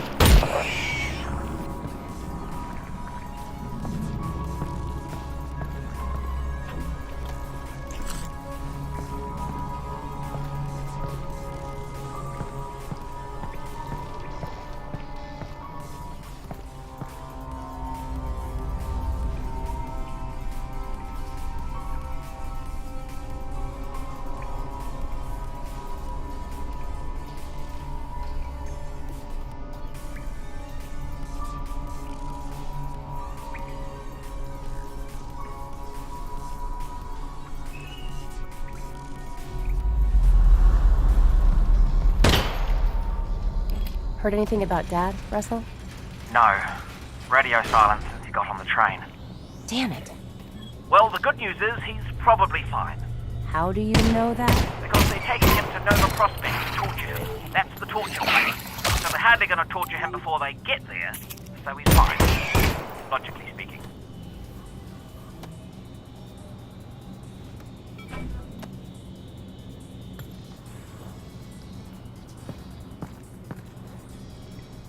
Last mag.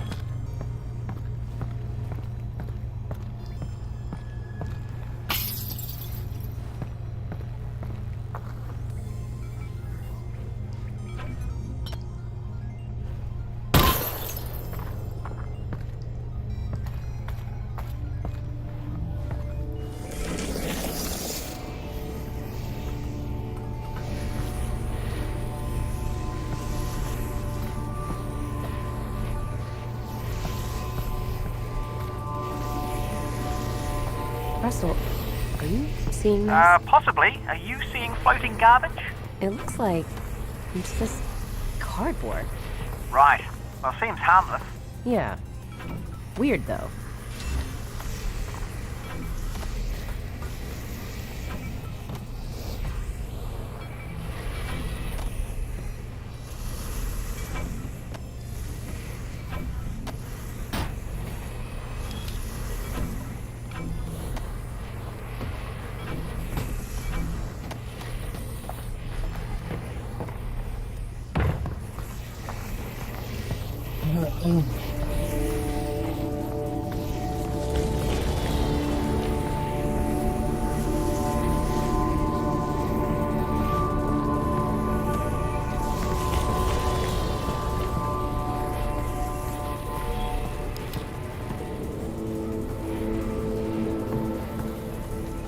What is that?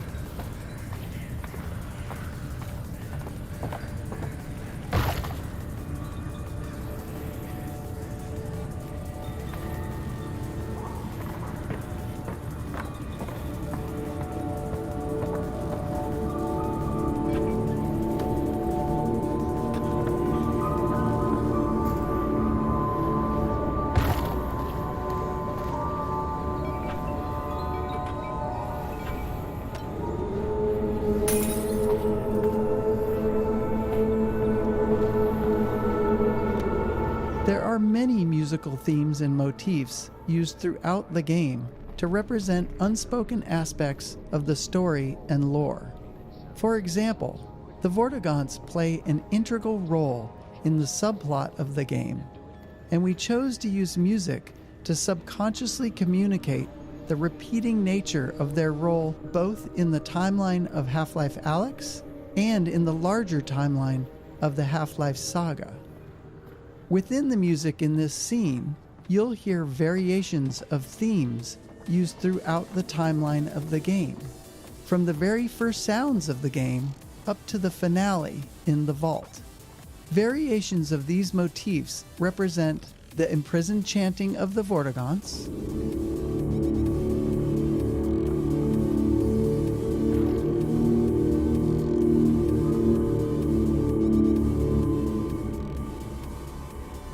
the extraction of their energy to confine the G-Man,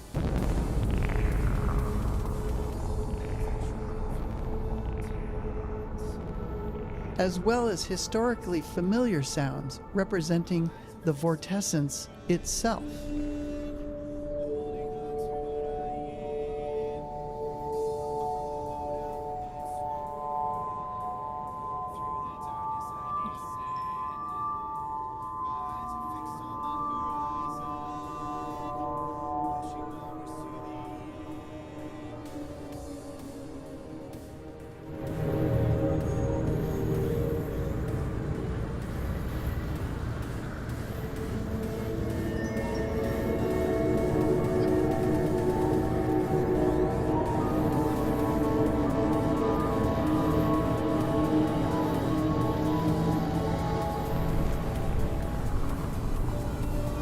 Voltando pra uma galera.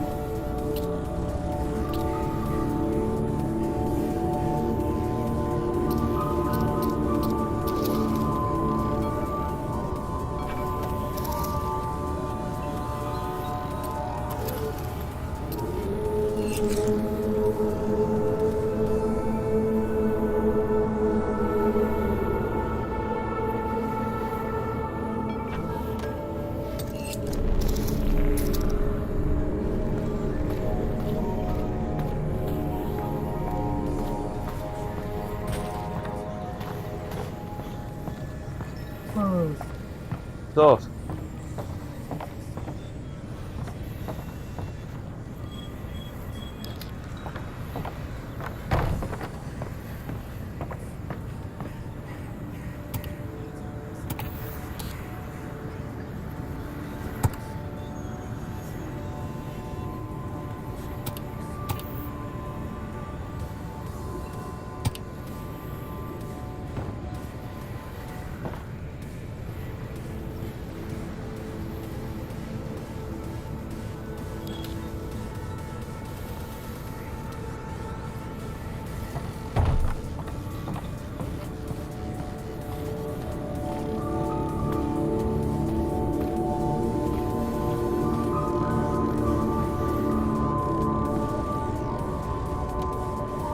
There are two layers to the markings on the walls in this area.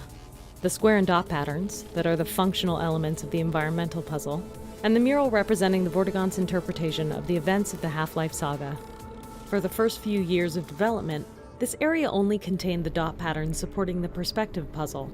But as we fleshed out the rest of the level, we found that playtesters responded especially positively to the Vortigaunt's wall markings leading up to the hideout. It was at this point that we realized that this area could serve as a canvas for our Vortigaunt's artistic magnum opus. To do this, we organized the dot patterns into a sort of swirling starfield behind the Vortigaunt's art.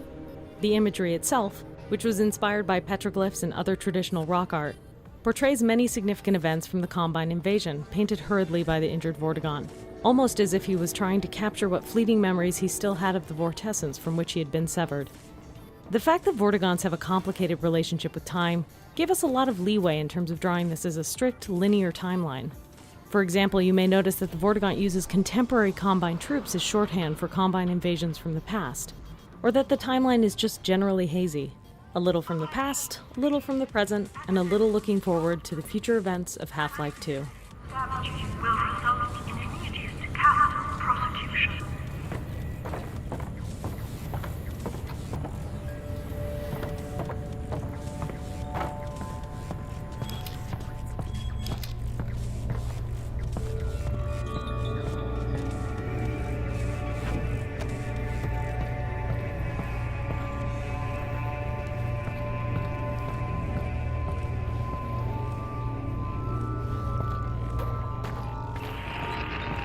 Alyx, you alright? What's wrong? I'm fine, Russell. What's up? I'm losing your signal. Alyx? Alyx? If you can still hear me, keep heading in the same direction and try to get above ground. Russell? Russell?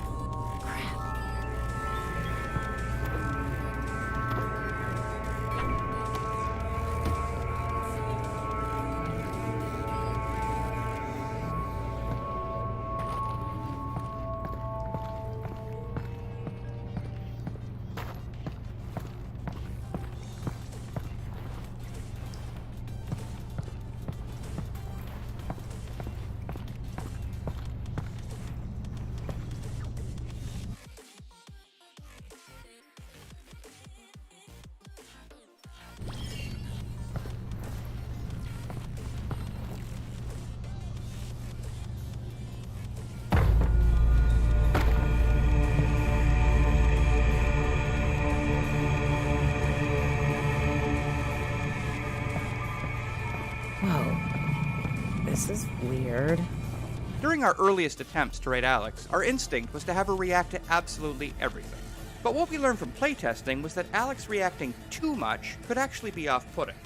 Say a player's in a really tense, zombie-filled level, and they're having a great time, but suddenly Alyx is in their head, sounding angry, or frightened, or anxious. These Alyx reactions were creating a disconnect between how the player was feeling and how the character they were role-playing as was feeling. So we took a lot of those out. The Alyx reactions we left in tended to be the ones that were practically universal. Alyx's reaction here to the surreal entrance to the Vort hideout is a good example, where it was just so different from everything the player had seen up until then, and kind of takes you by surprise. We watched so many playtests where the player would see it and say, "Whoa, that's weird." So we had Alyx say the same thing a second later, almost like an echo.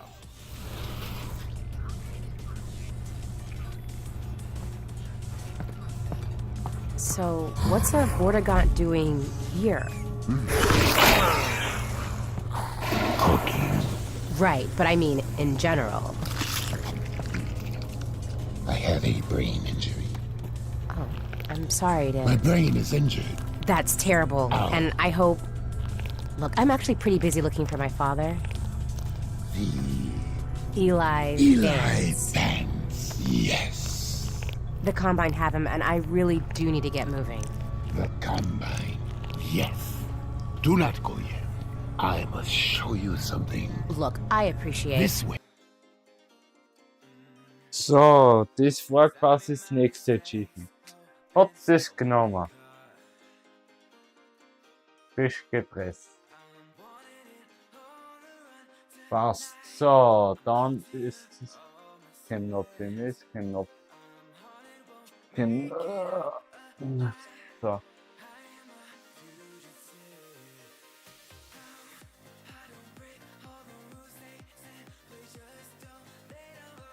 Trophy.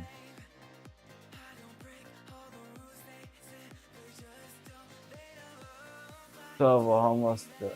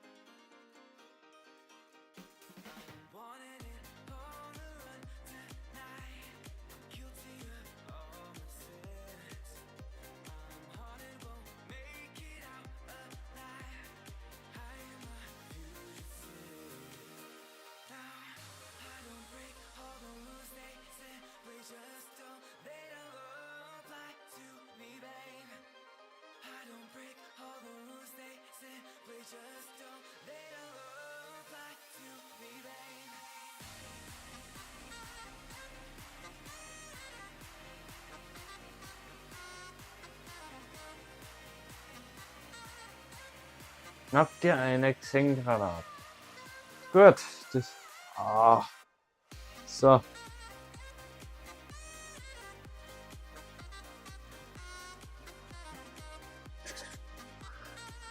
I can't stick around. It is important. I know, I'm sure it is. The Alyx vans must go this way, anyway. Okay. Uh-oh.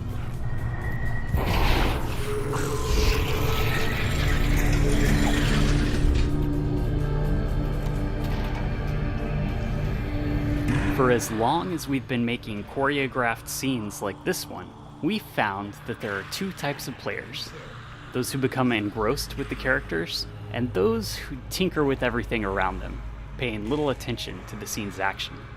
To make these environments entertaining for the tinkerers, we usually add objects for them to find and play with.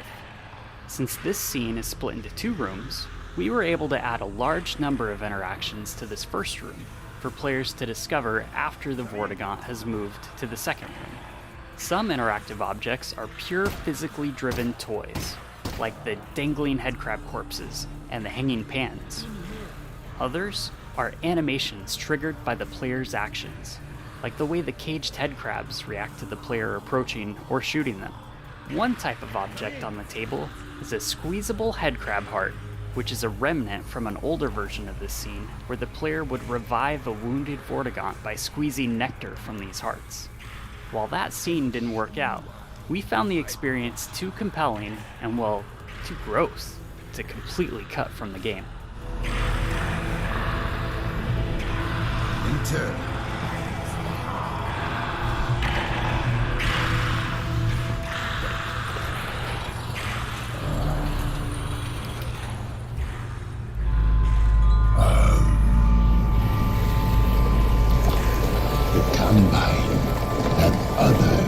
Challenge of any choreographed dramatic scene like this one is making sure that we entertain the player without undermining the delivery of critical gameplay information.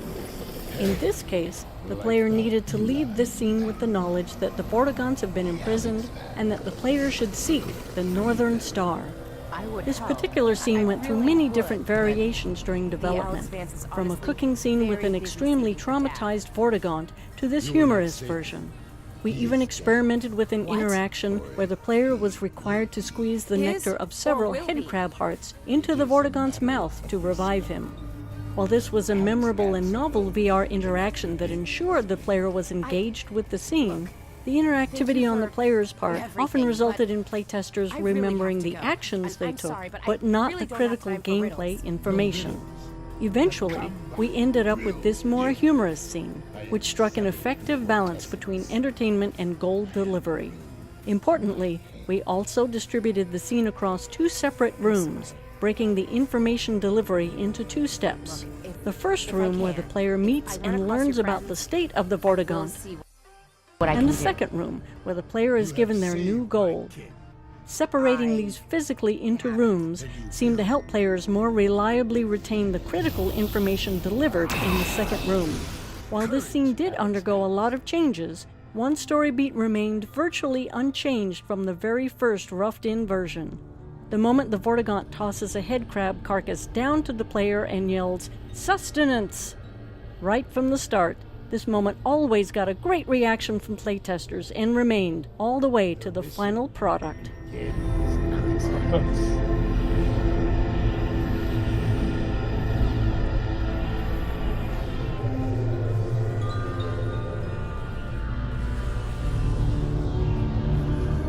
Go! Yo.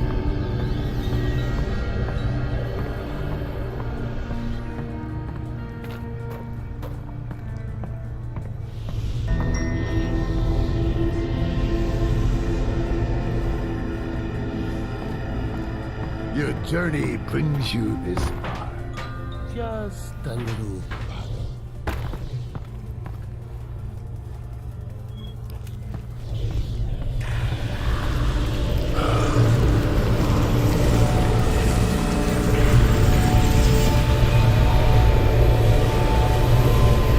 I will help the Alyx lands.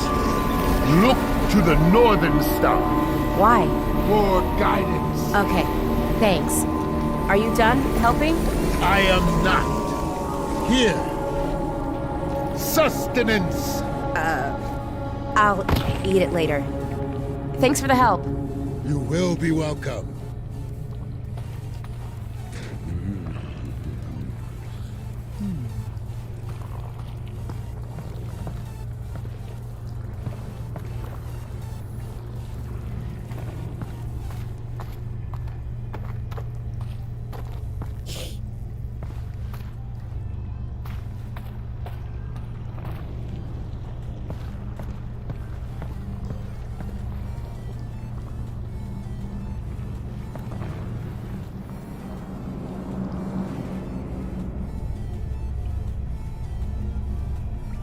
So, das ist das letzte Kapitel, was ich jetzt spiele.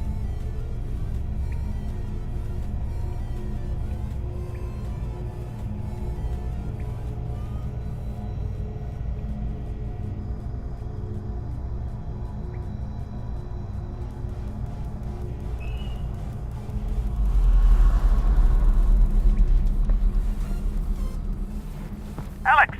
Alyx, the signal's back. Can you hear me? Are you okay? Russell, I'm good. How's Dad? They've got him on the train. He's on the move. You've got to find Fairview Junction before they get there. I'm working on it.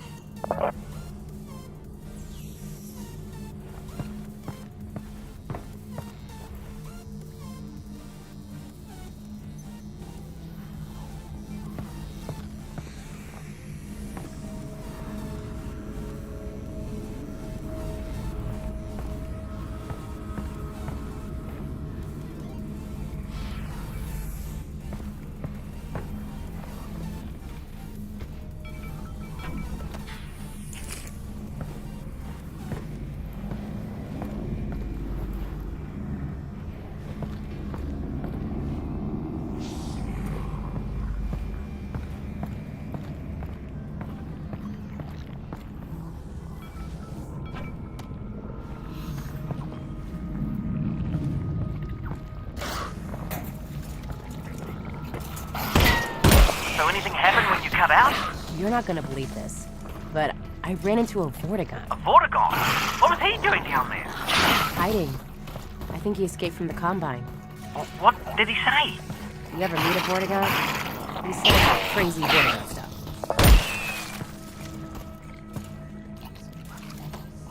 We spend time on every game design element thinking about how the player is expected to learn of its existence and understand its details. Some design elements are so important that the game experience will break if the player doesn't understand them, while others may just be fun diversions or rewards for exploring the game's systems. Any required element will require work on our part to teach the player. In Half-Life, we try to teach elements in ways that feel as natural as possible, entwined within the core flow of the game so that you don't feel like the game just stopped to teach you something. We don't always succeed, but the attempts usually lead us somewhere interesting. In this case, we need to teach the players about the armored headcrab. The key elements that we want them to understand are that the headcrab is invulnerable on the top, but has a weak spot on its belly. We would also like the player to learn that the headcrab exposes its weak spot right before it jumps, but this isn't required. The player can fall back to shooting the weak spot as the headcrab scrambles around after a leap. Teaching design elements of enemies is always tricky. Players have shown us for years that it's really hard to learn something new while under attack. We've also seen that invulnerability, in particular, is a difficult enemy feature to teach. If players are blasting away at an enemy, they are often not paying close attention to the impact feedback. If the enemy is vulnerable in some areas and not others, players may kill the enemy with a spray of gunfire, not realizing that some of their shots did nothing, while others hit critical weak spots. So when we approached the armored headcrab training, we knew we'd need to do significant work. The first step was to avoid placing the player under duress by containing the enemies inside this wire fence. Next, we placed headcrabs at eye level facing the player, exposing their bright, pulsing weak spot. If the player shoots one immediately, they are rewarded with a unique death effect where the headcrab explodes into chunks. This effect is designed to show the player that they did something special to kill this headcrab, as opposed to how they've been killing headcrabs up until now. There are a couple of other pieces in the setup here that are important. A second headcrab is placed right behind the lock the player must shoot to enter the cage, encouraging the player to notice the weak spot and try shooting it. 2 more headcrabs are loose in the cage, scripted to repeatedly attack invisible points on the wire fence. This ensures they are constantly demonstrating the way they expose their weak points before they leap, and this allows players to practice hitting the weak spot from behind the safety of the fence.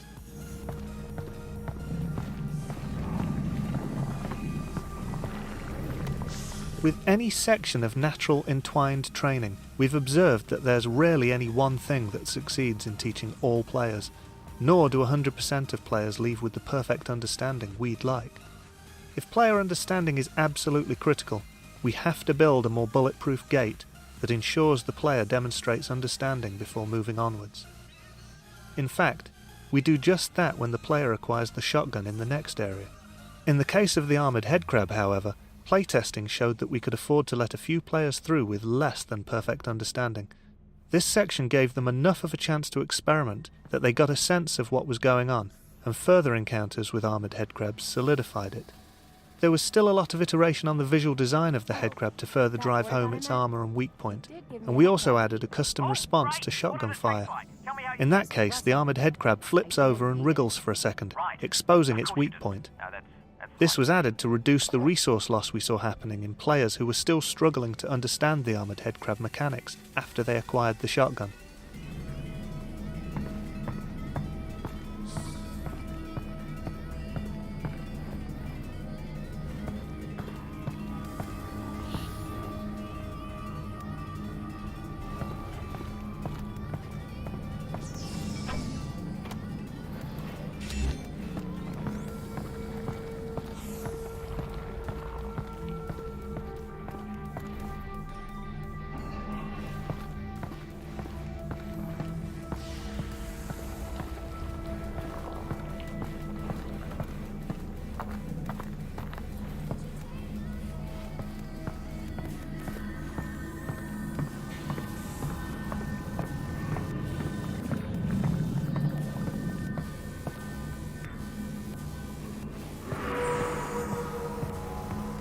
Oh, that zombie has a shotgun. One challenge we always face when giving a new weapon or tool to the player is ensuring that they collect it before moving on. In these cases, we try to establish some kind of gate that the player can only get past using the new item. This can be especially tricky in cases where we are giving the player a new tool that doesn't fundamentally change their capabilities, as in the case of the shotgun, where almost everything that can be done with the shotgun can also be done with the pistol. In contrast, the pistol gate, where the player had to acquire the pistol, before being able to shoot the lock off of the fence back at Russell's lab, was simple to design and execute. For this shotgun gate, we not only needed to ensure that the player collected the shotgun, but also that they learned how to load it before proceeding.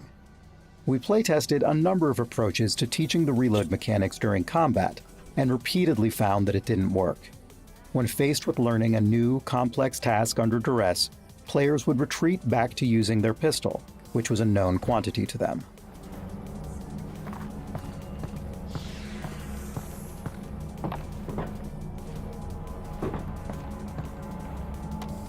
Once the player has collected the shotgun, they are only halfway through the shotgun gate. Next, they need to learn how to reload it. To drive home the necessity for the player to learn how to use this new weapon, we added an incoming threat, using a variety of audio and visual effects to sell it. While our goal is to make the player feel like they have a limited amount of time, the time pressure is entirely fake, and everything proceeds based on the player's progress in loading the shotgun for the first time. Once the shotgun has been loaded, a short timer starts, after which zombies burst through the walls. If the player happens to look at the walls before that timer is up, we abort the timer and introduce the zombies.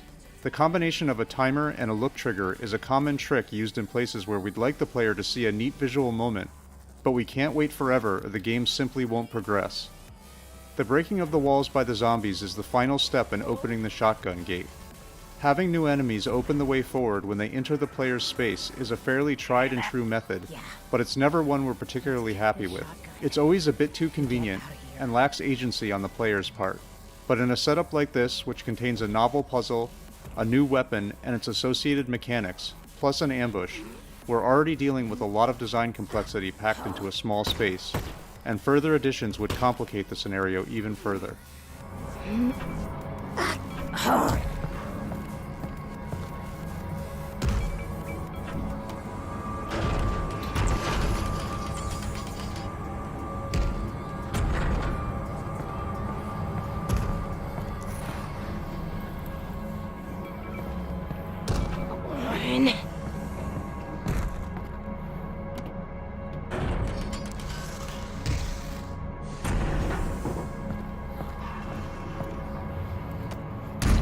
Hurry up and load that thing, it's getting louder.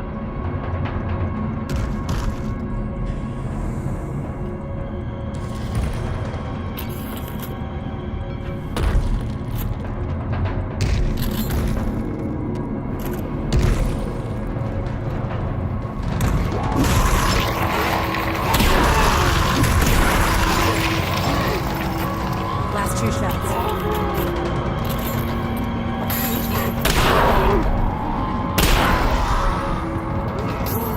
I'm out.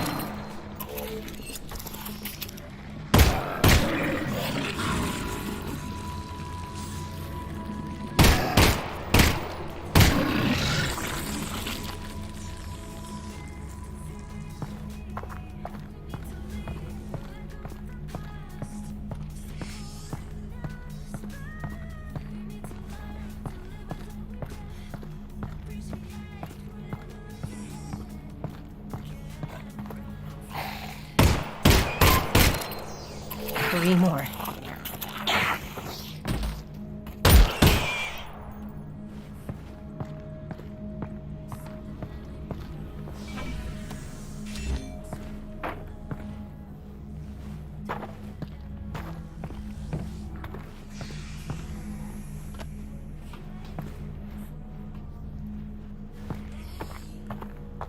Oh, come on.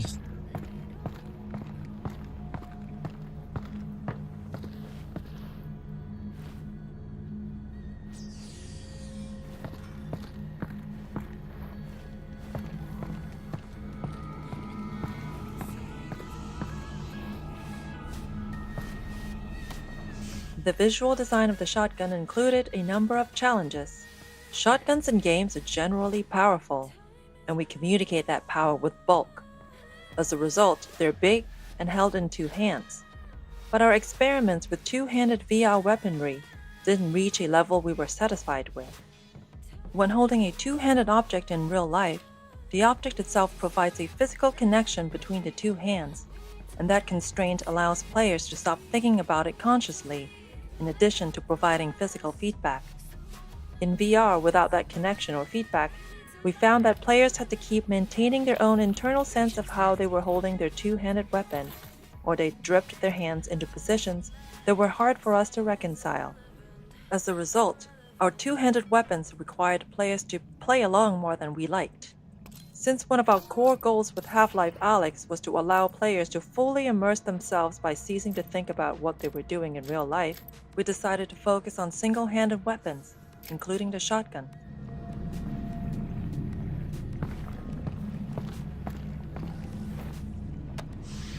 Our initial instinct with the shotgun design was to use a regular real-world shotgun, but modified, with a sawn-off stock and barrel so it would seem less cumbersome when held with one hand. This approach always resulted in the handle being at the rear of the weapon, and we ran into the problem where the weapon always felt front-heavy. But obviously, the VR controller in your hand wouldn't reflect that, leading to a disconnect between what you were feeling and what you were seeing. Placing the handle more centrally and underneath the weapon helped avoid this disconnect. This implied centre of mass wasn't really maintained well as the weapon accrued upgrades throughout the game, but the first impression was the most critical. Since we were going with an odd form, we were keen to use common shotgun visual elements wherever we could to help with player recognition and to ground the design in some reality. One element we borrowed was a common shotgun tube magazine that stores shells horizontally in line with the barrel, and we were just able to fit the gameplay requirement of 6 shells without the overall length becoming unwieldy. You can see the effort we had to go for further shell capacity in the design of our autoloader upgrade. Our first reloading mechanic was based on the realistic insertion of 1 shell at a time. Playtesters found this to be overly tedious, although we did receive some positive comments that it made them feel like an action movie star. The simple addition of allowing the players to insert 2 shells at a time solved this issue, allowing us to keep the good part of the design whilst losing the bad. We were keen to reinforce the whole action movie star thing, and experimented with some big gesture the player could do to finalise reloading. The inclusion of a pop-up mechanism allowed us to add an additional step to the reload that further separated it from our other weapons, yet had a satisfying flick of the wrist to complete the action.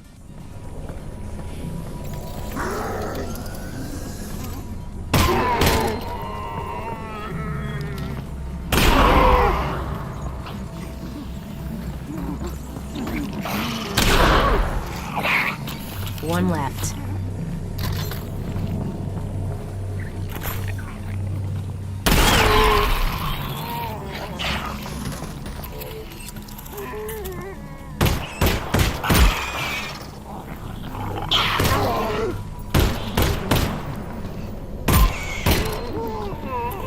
Three more.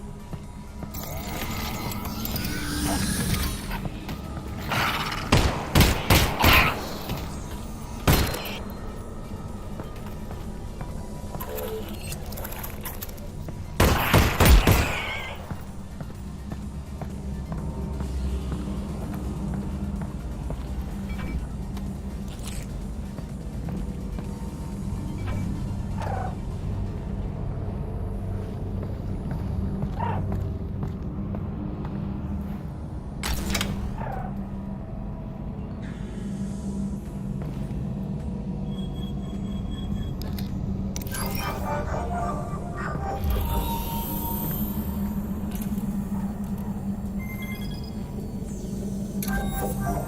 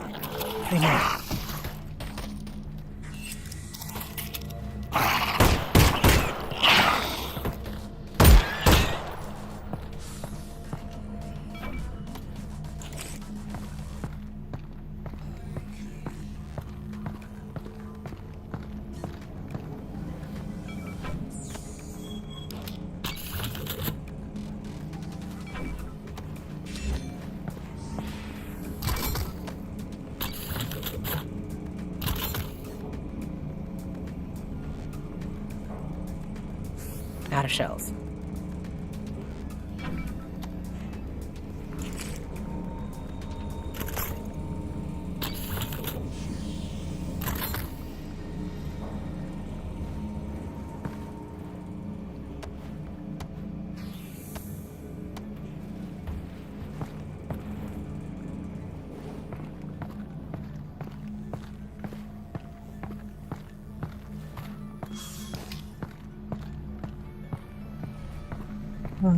Ugh.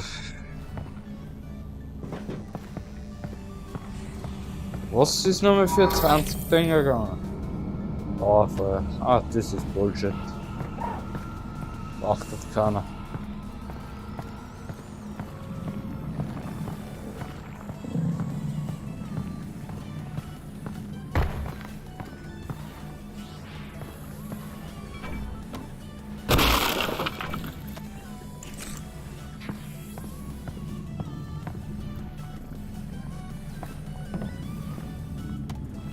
As with the shotgun and the pistol, we needed a gate for the flashlight to ensure the player couldn't proceed without it. We tried a number of designs around the moment where the player collected the flashlight, but they all ended up being about the player picking up an object, and not specific to that object being a flashlight.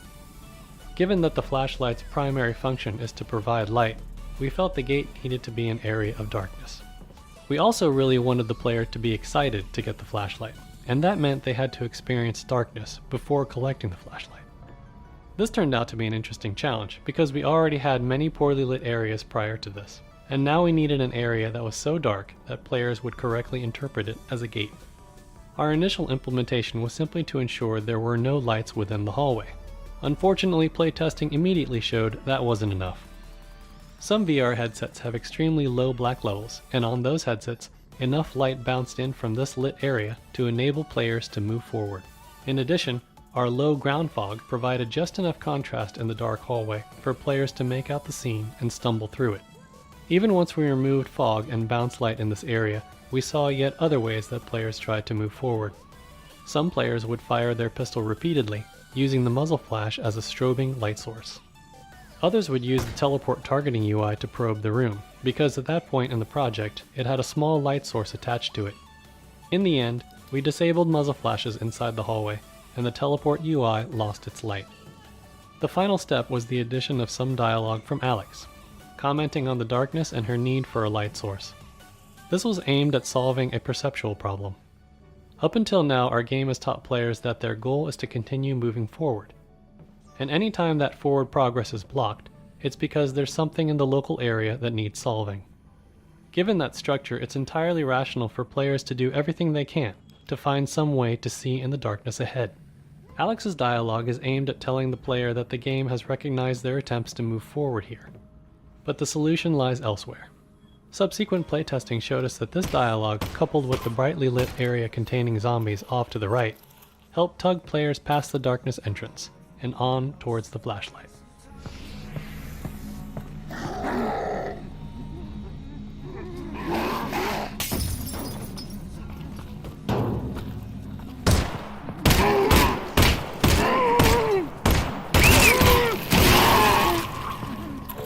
Last three.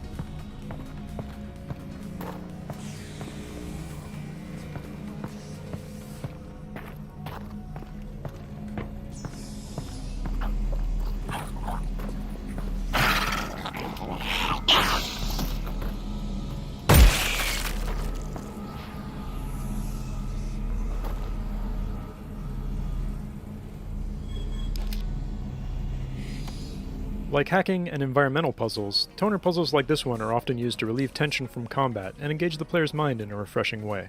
This puzzle introduces a new junction type, which has 2 inputs and 2 outputs, as well as branching circuits. Functionally, it's just a simple airlock. Only one of the main combine gates can be powered on at a time, with an additional wrinkle that the smaller side gate on the return path must be powered down separately. In addition to providing a break between hectic combat encounters, this puzzle is a gameplay mechanic refresher, since it's been some time since the player has seen a toner puzzle, and the next ones start to ramp up in complexity.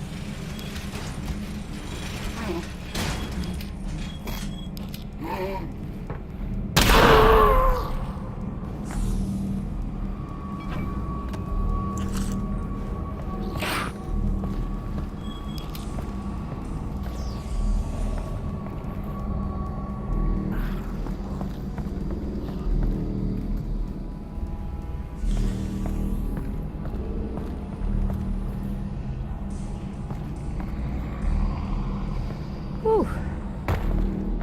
It is dark. Everything all right? Nope, I'm good. I'm good.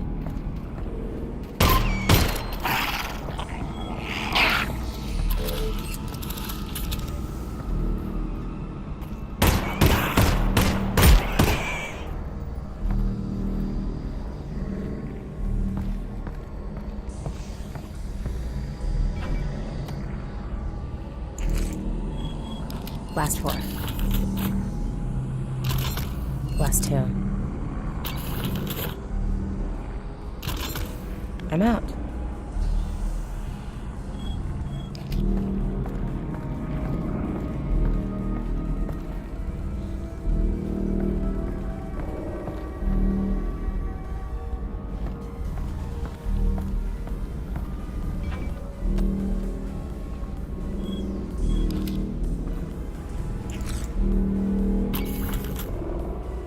Last four.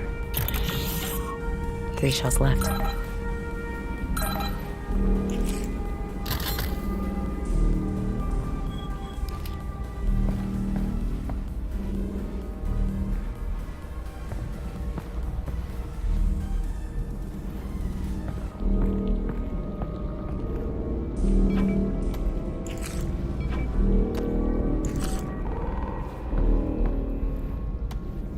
In prior Half-Life games, the flashlight was attached to the player's body, which meant that it always illuminated the world from the same angle, relative to the player's point of view. With tracked hands in VR, we had the opportunity to let players manipulate the flashlight directly, and playtesters reacted very positively to this new freedom. In fact, our earliest implementation of a flashlight in Half-Life Alyx was an object that could be picked up in either hand or even set back down. This allowed the player to put the flashlight down somewhere, providing illumination for themselves while they accomplished another task. Unfortunately, this presented the possibility that a player could leave the flashlight behind, which would have been a game-breaking scenario. Implementing the flashlight as an object that players had to hold also prevented them from holding something else in that hand, which was tedious to manage and simply too punishing of a trade-off. In particular, it meant that weapon reloading was a nightmare, because the player no longer had a free offhand to perform the reload actions. In the end, we settled on a flashlight that attaches to the offhand and turns on and off automatically. This fixes the issues with reloading in the dark, potentially losing the flashlight, and has the nice side effect of not requiring the allocation of a button to toggle the light, which is especially helpful on controllers with fewer buttons. Since the automatic on-off behavior is controlled using level logic, designers could make performance and quality trade-offs in different areas of the game. After all, if a player could turn the flashlight on at any time, the rendering overhead of this shadow-casting light source would have to be accounted for throughout the entire game.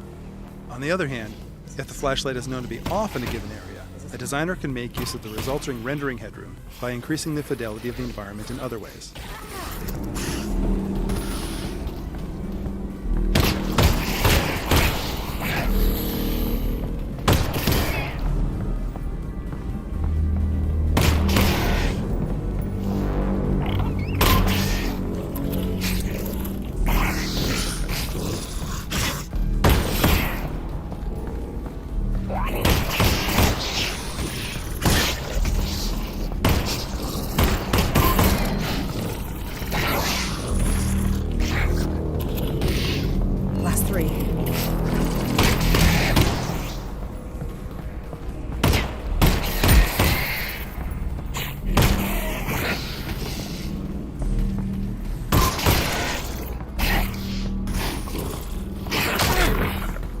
Das geht kaum.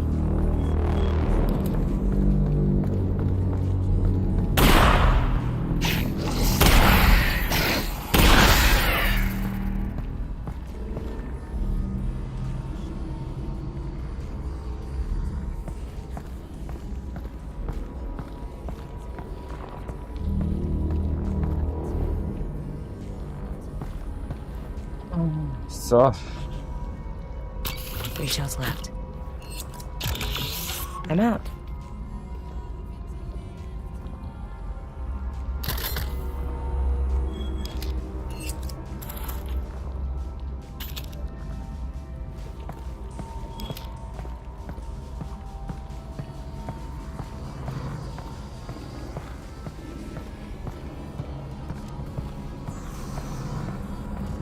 It's really dark. Russ? Yeah? Can you just talk? About what? About anything. Literally anything. Well, I think that given our situation, your irrational fear of the dark is actually quite appropriate. You know, I can give you easily 100 reasons to be terrified. Okay, that was my fault. I'll be more specific next time.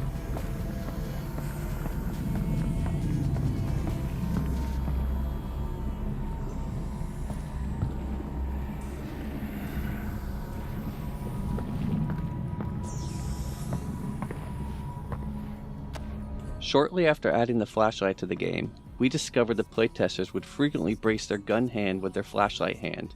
This meant that the players had to orient their flashlight hand awkwardly to align the light with their aim. We decided to make this an automatic behavior of the offhand whenever it was brought close to the grip of the gun. If you do this, you'll see that the offhand grips the gun in a natural pose, and the flashlight aligns with the aim. In fact, if you look closely at the end of the flashlight, you'll notice that it has a ball joint. This allows the flashlight to articulate based on whether the offhand is gripping the gun or not. The ball joint has 4 different orientations, one for each gun, and a neutral orientation for when the player is not supporting the gun to aim. These 4 orientations ensure that the flashlight is always pointed in an ideal direction for the player. In one-handed mode, the flashlight attaches to the gun hand at an orientation that is ideal for all scenarios.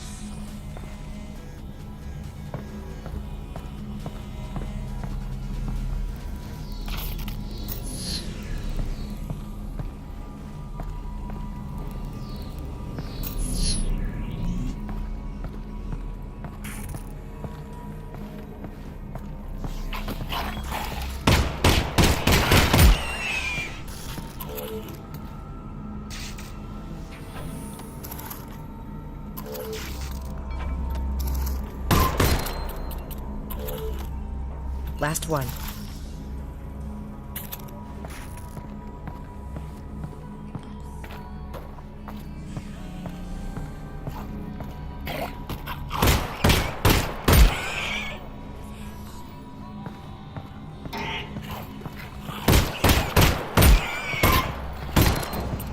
Out of mags.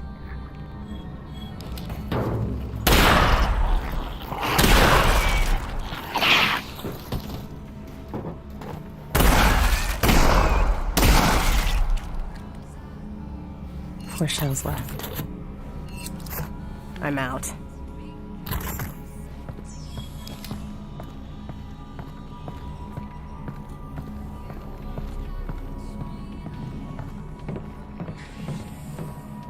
All right, Russ. Really need you to talk again. Absolutely. Be specific. Before. What was life like before the Combine? Ah, excellent. Alyx, have you ever heard of a club sandwich? Nope. Not once. Right. To make a club sandwich, you need to start with bread. Not from a bread line, from a bakery across the street. Baked that day, okay? You add tomatoes, lettuce, not vegetable paste, fresh. Then you add bacon. That's from an animal we used to call the pig. You toast the bread, and you put all that inside it. You guys had all that? That's insane. It is, and I'm not done. Then you add a second sandwich on top of the first one. You put ham in it, also from a pig, and turkey from an animal we used to call the turkey, and more tomato, more lettuce, and a bunch of other things I'm forgetting. It was 6 inches tall and weighed a pound, and had a dozen ingredients from 5 different continents. It was the most impossible food item you could imagine in any age before ours. Wow. I know, right? That is... wow. Thanks, Russ. You're welcome, Alyx.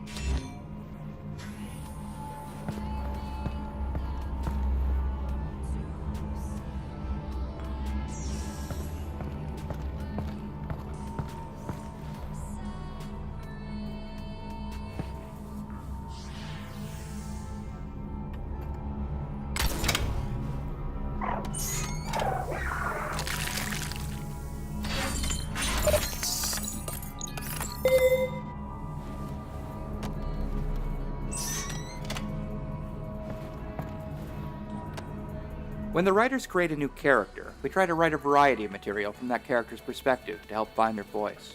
What motivates them? What do they sound like? How do they relate to other characters?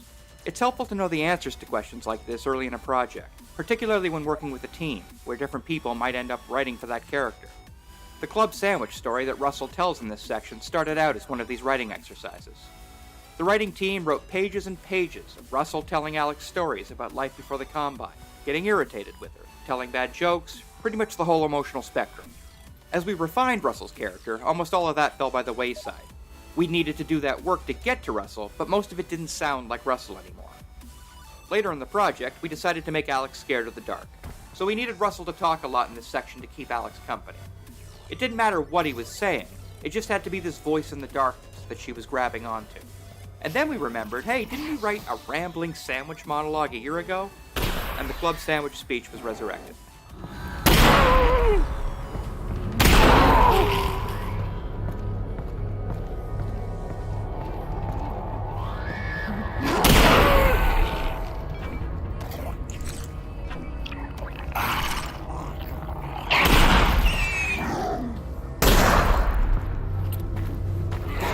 Last 2 shells.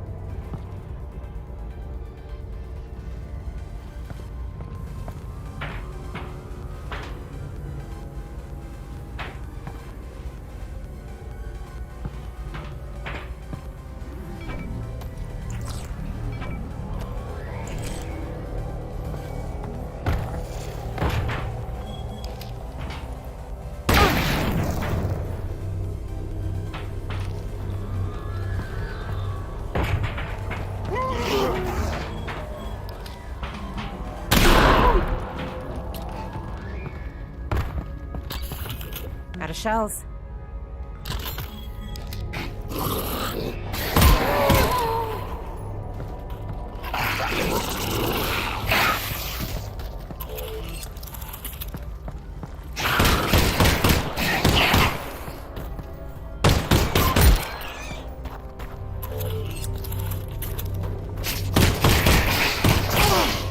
Ach du komm.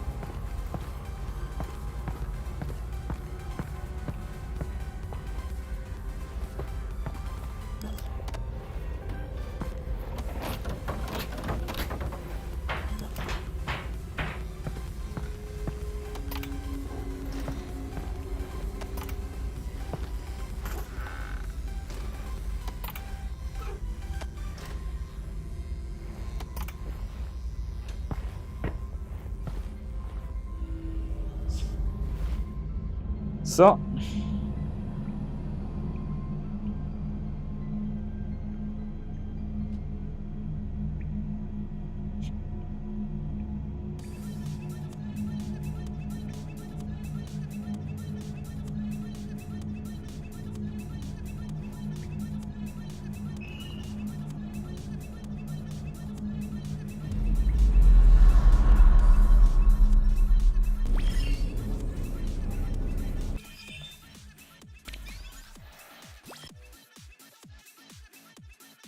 So.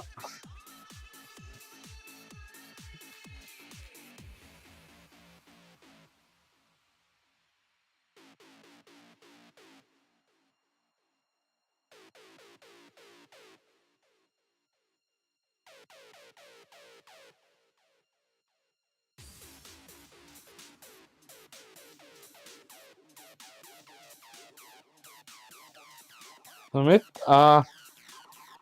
bin ich offline. Man sieht sich morgen wieder.